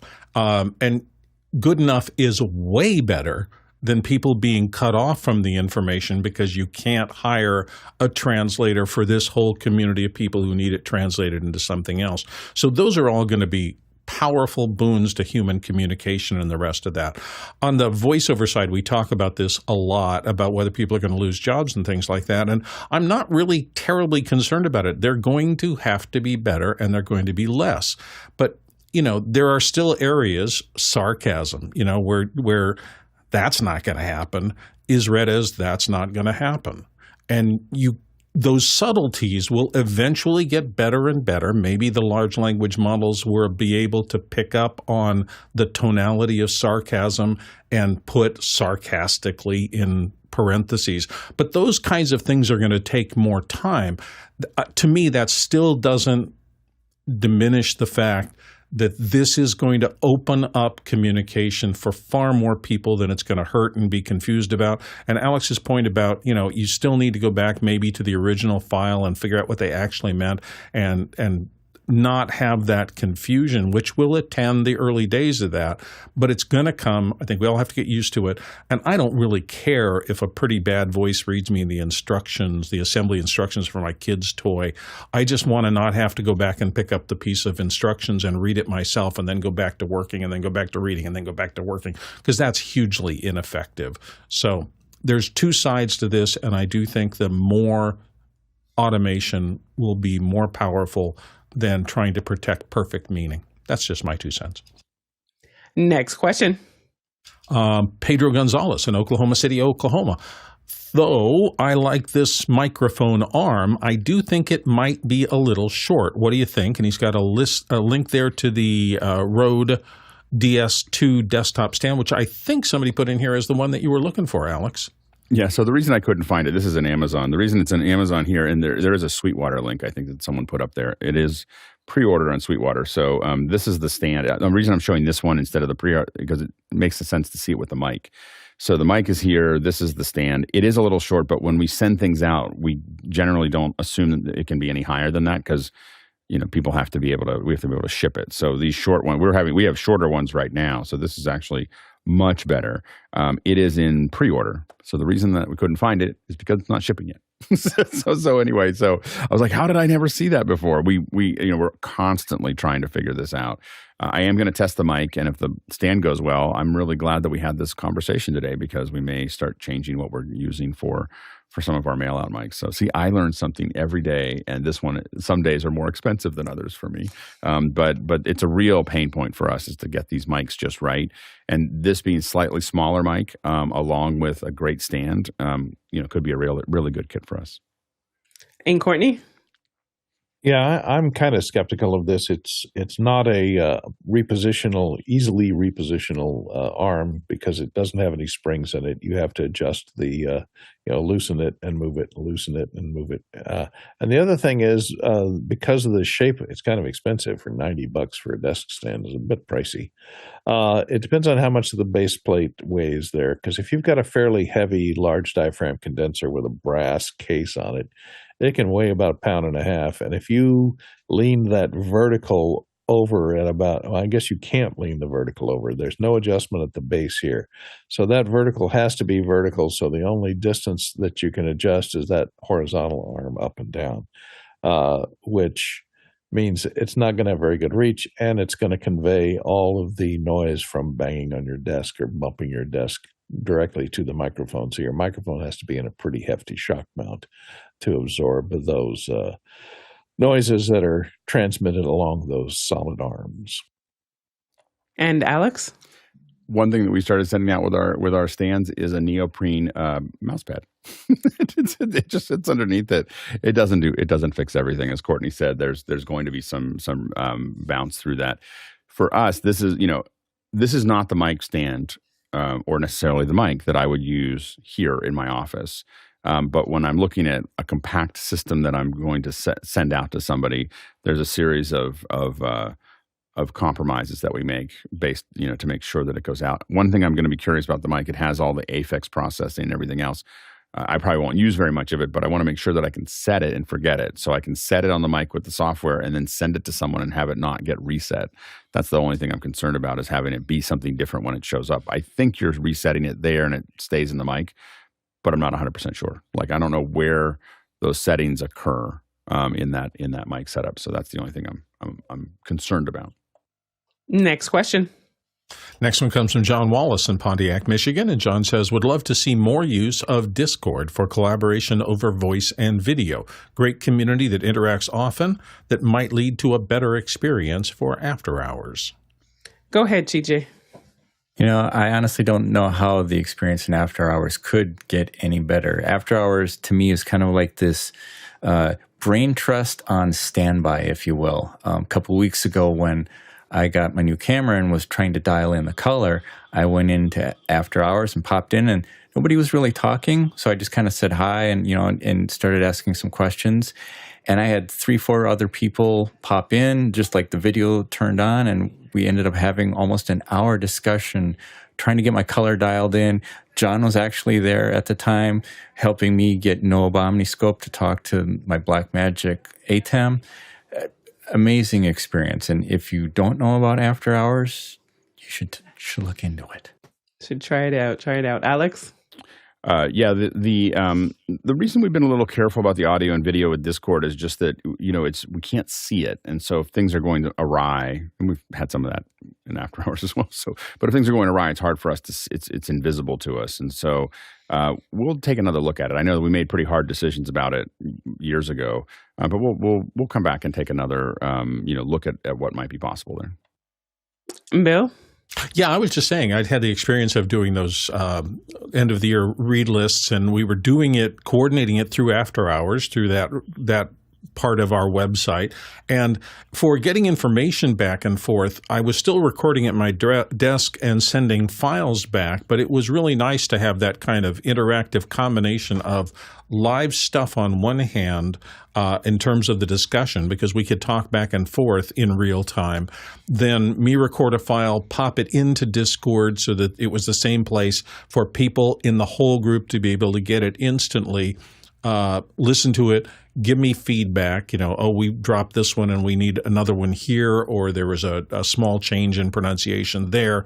And it was kind of a nice hybrid, I thought, between 100% real time and still we can work collaboratively. And if I have to go to lunch and come back and do it after lunch, that's fine too.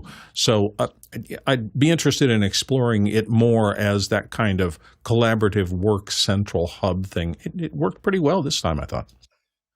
And just coming in from the chat, Mickey shares agreed. Could be great to break up after hours and create many smaller focused discussions on Discord. So we'll see what experimentation takes place this year. Next question. Robert Sababity back from Poland. Any thoughts on what the trends in video shorts for business clients in 2024 will be? Alex? Yeah, I think shorts are The shorts are doing really well. I mean, they're, I guess the data behind that is that they're punching way above their weight, as far as, the shorts. So we're definitely interested in it. I know for us, one of the things we're just trying to make sure is we have clean looking shorts. And so, our super sources and everything else make it a little more complicated. And so what we're trying to figure out is how do we make sure that we're delivering a clean image to that. But you're going to definitely see us playing with that. And I think that, and also just as straight VODs, one of the things I'm thinking about doing is kind of in the studio, just talking about things that I use and making those shorts that we put on our YouTube channel, and maybe even encouraging other people in the community to do the same thing. But shoot something with your iPhone, make it nice, but also compact, and just talk about, here's a product that I use and I really like, and this is why I like to use it. Not so much reviews of like, I don't like this part. I might say I don't like this part of this thing, but in general, just recommendations from the community of what to do there. I think that's what I'm most interested in. I think that we might do some things from our show, but what I'm really interested in is doing things that are, I tend to be very focused on building, not reusing content, but building content for a specific thing. So to me, building shorts is a conscious thing that we design the content around that thing. And so it's kind of like halfway between just doing live and talking and doing something that's a kind of a really thought out, trying to think of it like a really thought out VOD that might be 4 or 5 minutes. A short might be a recommendation or a talk about how I or somebody else does something. Bill? Yeah, it's interesting. I started changing my writing style a little. I do a lot of writing for commercial stuff and things like that. And even in the longer form things, like a 2 or 3 minute piece that is designed to be put on the web, I'm now writing a couple of shorter, more declarative statements with the idea that those might be able to be pulled out and used in short. So even if I write, a 5-minute explainer, I'm actually thinking, what are the pullouts? What can I pull out and make a quick little hit with a couple of images that might go on social media and make things more interesting? So it's just a kind of an evolution of, I used to write for 45-minute trainer videos. Then all of a sudden, everybody wanted it under 20 minutes, and now it's down to under 5 minutes, sometimes under 2 minutes. You just have to realize that the attention spans for some of these modes of communication are smaller and smaller, so you have to adapt how you work to make that work for your audience. So I've always come from the perspective, just my media training of programming. So programming content. And what I mean by that is like creating series. So I see that as a trend that not only towards the end of last year, we saw a lot of that, TikTok, Instagram, where people are like, this is part 1, this is part 2, this is part 3, especially when it's educational content and or storytelling that works really well. So I see trends like that going more so into shorts, especially for like corporate or companies that have like a product. So say, for example, this is a company that does plumbing. And so they will have a series, working on a series where it's like, okay, this is the part 1, because you do that in snackable content. And then that way from... go ahead. The question I have for you related to that is so I will say I watch more TikTok than I should. And I hate... like hanging, like, and I'm going to show you this whole, like, as soon as I see part 1, I just go to the next one. I just like, I'm not like, as soon as I see a part 1, I'm just like, I'm gone, because I don't want to, like, I don't even want to commit to it, because now I have to go find it and I have to go see it or whatever. I do think that a series of like, I'm going to be doing a bunch of stuff about, let's say, a mix pre or doing something like that, if I do something like that, but they're all self-contained. The idea is that they're like, this is a series of things that are happening, but you could just watch one and that'd be enough to walk away with. So I'm definitely referring to the self-contained ones, not those stories that they take you on a choose your own adventure, not those ones. My goodness. From the it's just so frustrating. You're like, you idiot. Like just so angry. It makes me so angry. And so I stopped getting angry and started getting even, which is just that I'm gone. Like, I'm not going to even commit any time to it. And I'm hoping right. Don't give them that 3 seconds. You get 1 second. I'm telling the algorithm like, no. So anyway. Yeah, so definitely self-contained. So I'll add that word, self-contained. So if it is repairing something, it's like this is a part. But if there's another level, then the advanced version. So I see that being a trend. Also a trend just from the AI perspective, because I've just seen some. We've done a lot of just testing out doing faceless videos and using AI and just seeing how YouTube reacts to that more and more in this year, because there are rumblings and people saying that you get penalized. So to really see how YouTube moves forwards with that. So those are the two trends I'd say like at this moment that I'm paying attention to for YouTube Shorts. Next question. Todd Rains in Allen, Texas. CapCut was mentioned the other day as a popular video editor. I check it out and read the privacy policy. I would never use it after reading it. Thoughts? Alex, I am. You'll notice that I see a lot of people using CapCut, but I didn't say that I'm using CapCut. Right. And the reason is because I read the privacy policy. So, I feel like it behooves us to say that there are a growing number of people using CapCut for this. And when I talk to creators, I'm kind of surprised at how many do. But I also don't think that that a lot of creators care. Like they just don't care about the privacy policy. This is they're doing what they're doing. They're not that worried about it. The privacy policy is pretty horrendous. So definitely read it. If I used CapCut in production, I would probably use it on a clean phone, and probably wouldn't use it on the phone that I have that I use with the rest of my life. So that's what I will say about CapCut. I am tempted to put it on a clean phone, mostly because I'm super curious about why all these creators are using it. But they'll talk about the fact that it's just so fast at what they want to do, And I hope that companies that are building other things like Apple and other people and YouTube and Google and everyone else looks at CapCut. And one of the reasons I wanted to bring it up is to make sure people are conscious that it exists. Because I'm hoping that a lot of the software developers are going to look at what CapCut's doing and try to reproduce it. I would love to see it in Final Cut or in what is Apple's little short? They have a short creator that no one knows about. That's the problem. Yeah, I think it's just called Video, isn't it? No. There's like a little. It's like a little. I can't think of the name of it right now. And then Resolve and stuff like that. It'd be really fun to have something that was really easy to just throw something together and put it together. A lot of people are thinking about 9x16, but they're not building the tools that make it. We have to remember that the thing that you don't get when you talk to a creator that has like 1 million followers or something like that they might make 6 or 7 videos that are slightly different and then throw 5 of them away. like within, if they don't see it uptick really fast, they're producing enormous amounts of content. And I think it's hard to get your head around like how fast they need it to work, is because they're building lots of things and then throwing lots of them away. If they don't perform, to make sure that when you go to their channel, you see just strong things. It's called clips. Clips, yeah, clips is the. Okay, good call. My daughter at like 4 was creating with clips, so it's there. It's like really, Apple, like it's kind of there, but it has the Apple problem with it has to move very fast, and Apple doesn't do that very quickly. So it's a cool little app, and my kids have used it and they played with it, and they went to an Apple store. Apple stores will teach you how to use clips and do fun things, and but I don't see it in action like Adobe Rush. I don't see it in action very often. Courtney? Yeah, this is owned by ByteDance, isn't it? Which is TikTok's major owner, and Singapore or somewhere like that. Yep. And not Singapore, just China. China. Well, their main offices are in Singapore, but if you read the end user license agreement, they have a privacy policy for the U.S. and a different privacy policy for everybody else. So I find that to be curious. I guess it's to comply with the privacy policy in the U.S., but everyone else, I guess, just doesn't care. But you got to look at their business model. If it's free, how are they making their money? Well, they're making their money by collecting information about you and selling it to other people. So that's the way a lot of these free places, free services work.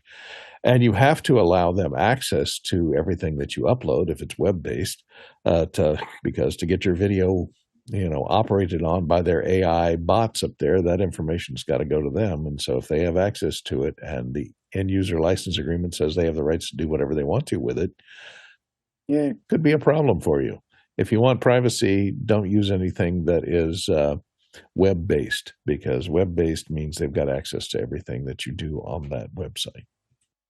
And Alex, you raise a really interesting point, because CapCut and InShot. So I teach a lot of tutorials on like InShot. They're relatively the same. I would say CapCut probably has a lot more features, and that's just the thing that creators use. And I never really put the two and two of just like understanding like why was it, because a number of creators probably started using CapCut, although I believe InShot was around first. It was. The problem is that CapCut's made by ByteDance for TikTokers, and it's not so much that they didn't have to do a campaign, or they did a campaign. They put a lot of features. There was that like see what you look like somewhere else. There's a whole bunch of features they put in, and that draws you into CapCut because you can only do that feature there, right? So so they have a whole bunch of features that are only in CapCut. And so I think that brought creators into it, and it's just super like talking to, again, I'm not using it because I need a clean phone to use it for, but it is, when you talk to creators that use it, it is so super refined, for what they do, for 9:16 short-based content creation with all the little bells and whistles and all the little it pops up little text boxes and does all the things. And it just gives them all the tools exactly what they need. And there's a huge, from my understanding, I don't know, I haven't been there or anything, but my understanding is pretty big team at ByteDance that just works on this one thing. And they're not trying to figure out how to edit your next corporate video and then do this. They're only doing this. Like this is, and so every movement of your thumb and every extra thing or whatever they're worried about and trying to take out to make it as efficient and easy to use. So the privacy policy is worrisome, but I can see that, building something into there, and it's just a really big company with a lot of money and a lot of resources doing it. I don't think that there's other companies that are doing it. I'm surprised. Like Adobe Rush was kind of a complete wash. And then Clips has just kind of appeared and disappeared. I don't know if Apple plans to do more with it or not. But it was there. They did some promotion for it. They still do I think they do some classes on it at Apple stores, but it doesn't really have a lot of PR to it. And it's a cool app, but from, I did ask a creator about that, and they were like, okay. that was literally the reaction between, have you tried it? Like, yeah, sure. Like, that was definitely not something they were interested in. So I think that it's a hard nut to crack for folks. And it went from, we saw Final Cut being used a lot. We saw iMovie being used a lot. We saw InCut, or is it InCut? Is that right? InShot. A lot of those were being used, and then CapCut kind of did all these like feature-rich things that you could only do there that people wanted, because everyone's trying to maintain the trend, right?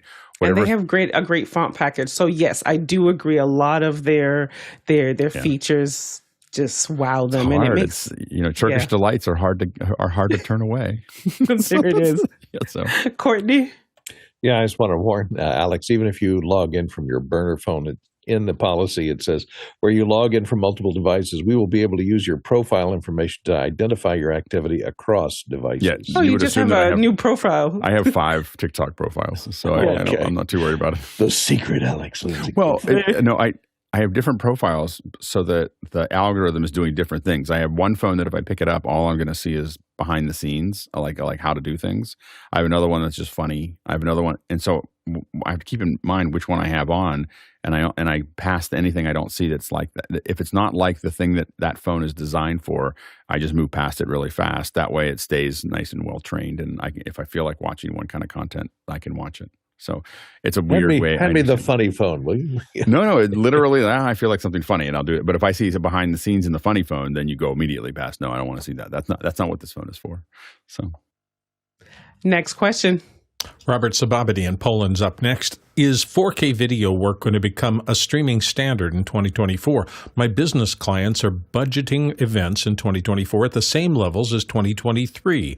How do we producers balance our CapEx investments for a 4K kit versus the revenues for services in 2024? Go ahead, Alex. A lot of times I look at these kind of things as I'm getting ready for the future. I know the future is not quite here yet, but I don't want to invest. I've been buying 4K equipment since 2016, and we still only do a handful of 4K shows.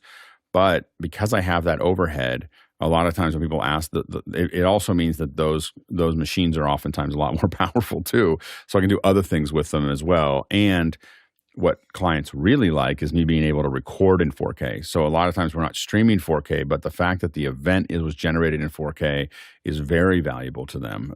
So getting that is important for at least the clients that I work with. So the records are important, and then the encoding is almost nothing at this point to do 4K. It used to be. I used to have expensive encoders to do 4K, and now it's relatively inexpensive to do that. So I don't think it's going to be a standard next year. I think this 4K becoming a standard is probably end of 2025, 2026, maybe 2027 kind of thing, like just to put it in perspective.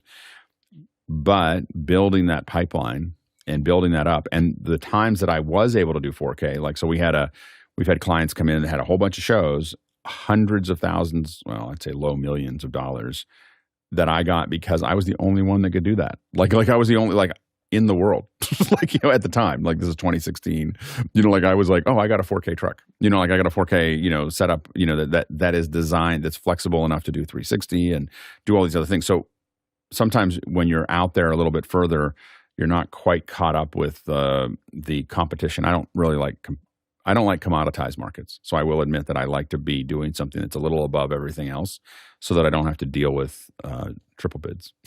So triple bidding is something I don't really enjoy. And so I just try to stay somewhere where I'm unique.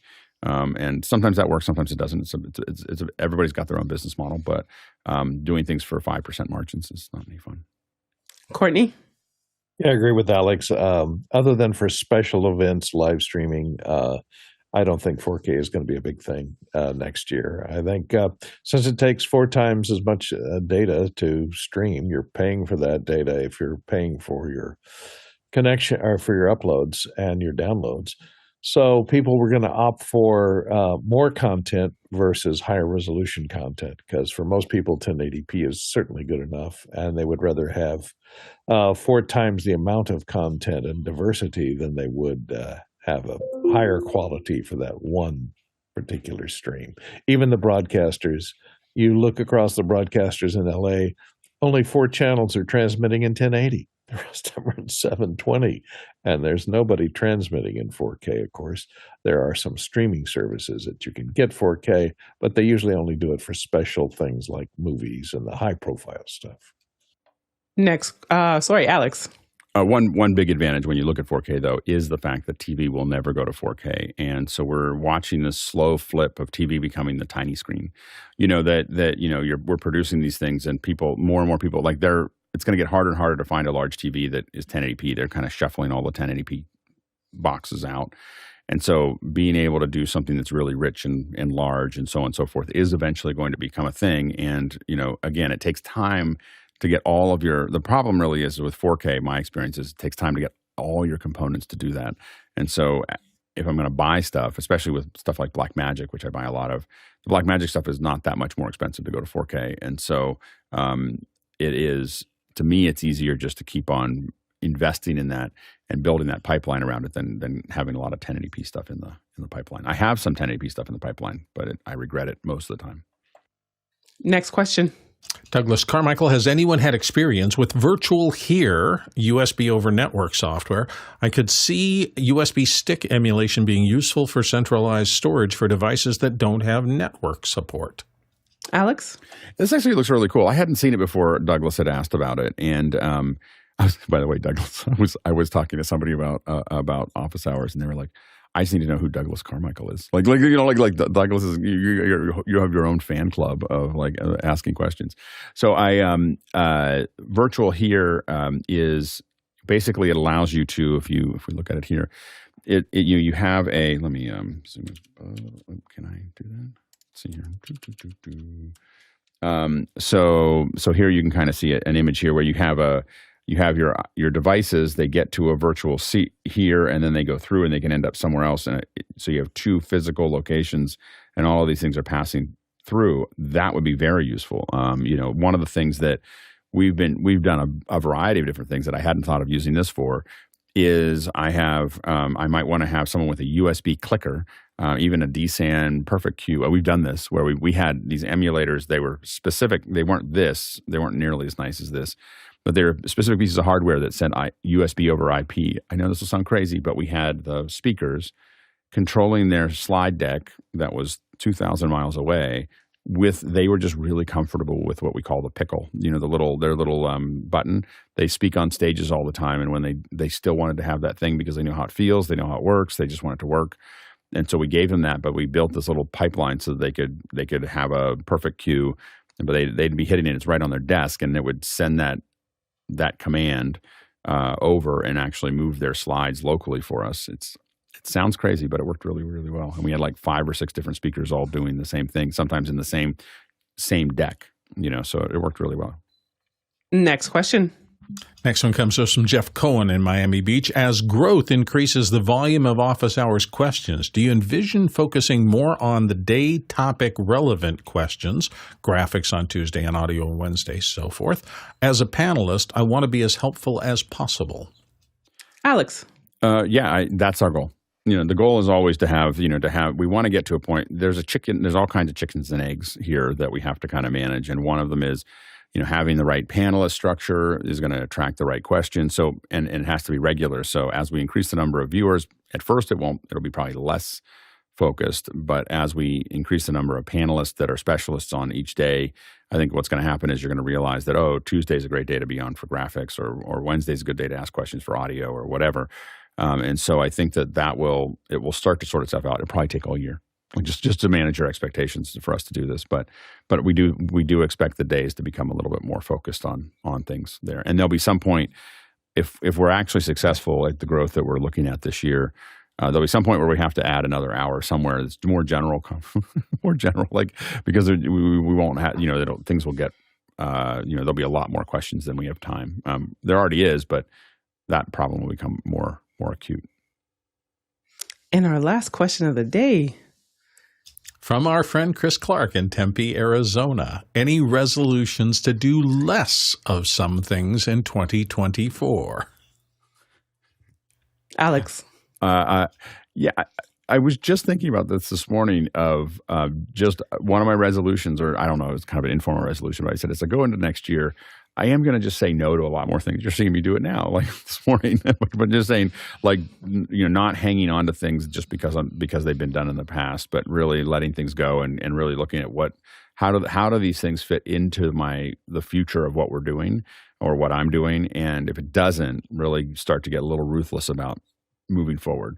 I think that there's always some pain in that forward progress, but you'll see us probably be pretty decisive as we kind of move forward with office hours, and I'm doing the same thing with my work, is to really kind of saying, I'm probably going to say no more than yes for this year. Like that's really, and really just kind of focusing on the things that matter. +1 on that answer. Courtney? The resolution that more people on Earth adopt every year, which is eat less every year. And that usually lasts about a week. So I'm good for about a week. All right. Thank you so much to our producers for all of your fantastic questions. And of course, our panelists, for without which we would not be able to answer these questions. And our back end production team for all of your hard work and keeping us on our toes.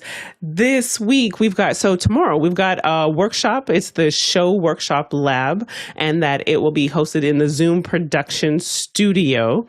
And all week, I believe, we'll be doing question and answers. That's how we like to ring in the new year. So for anyone who've got more burning questions, send them to askofficehours.global, or we'll just see you back here in Mukana tomorrow. And today we've gone on the Taluk Traversal 94,375 miles. That's 151,882 kilometers. That's more than 747 million bananas for scale. And of course, you can catch us and the schedule for the whole week at officehours.global, and we'll see you in after hours. Bye.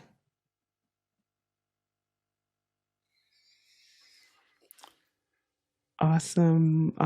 We made it to the questions where the producers always come through. Always come through. So many questions. Well, I got to go find something to eat now. Happy New Year, everybody. One of my New Year's resolutions is 18-hour intermittent. It took a couple days to get used to it. Yeah. It's good. I like it. I like it a lot. I suddenly realized, I was like, why did I come to this restaurant? The food is so much better. I realized because I didn't eat for 18 hours. Yes. All the food is better. Everything tastes better when you haven't had any for a while. So it's good. Water and tea. It's tough when you got AI making soups for you every day. No, that's even better because you have this great soup, and then you walk out.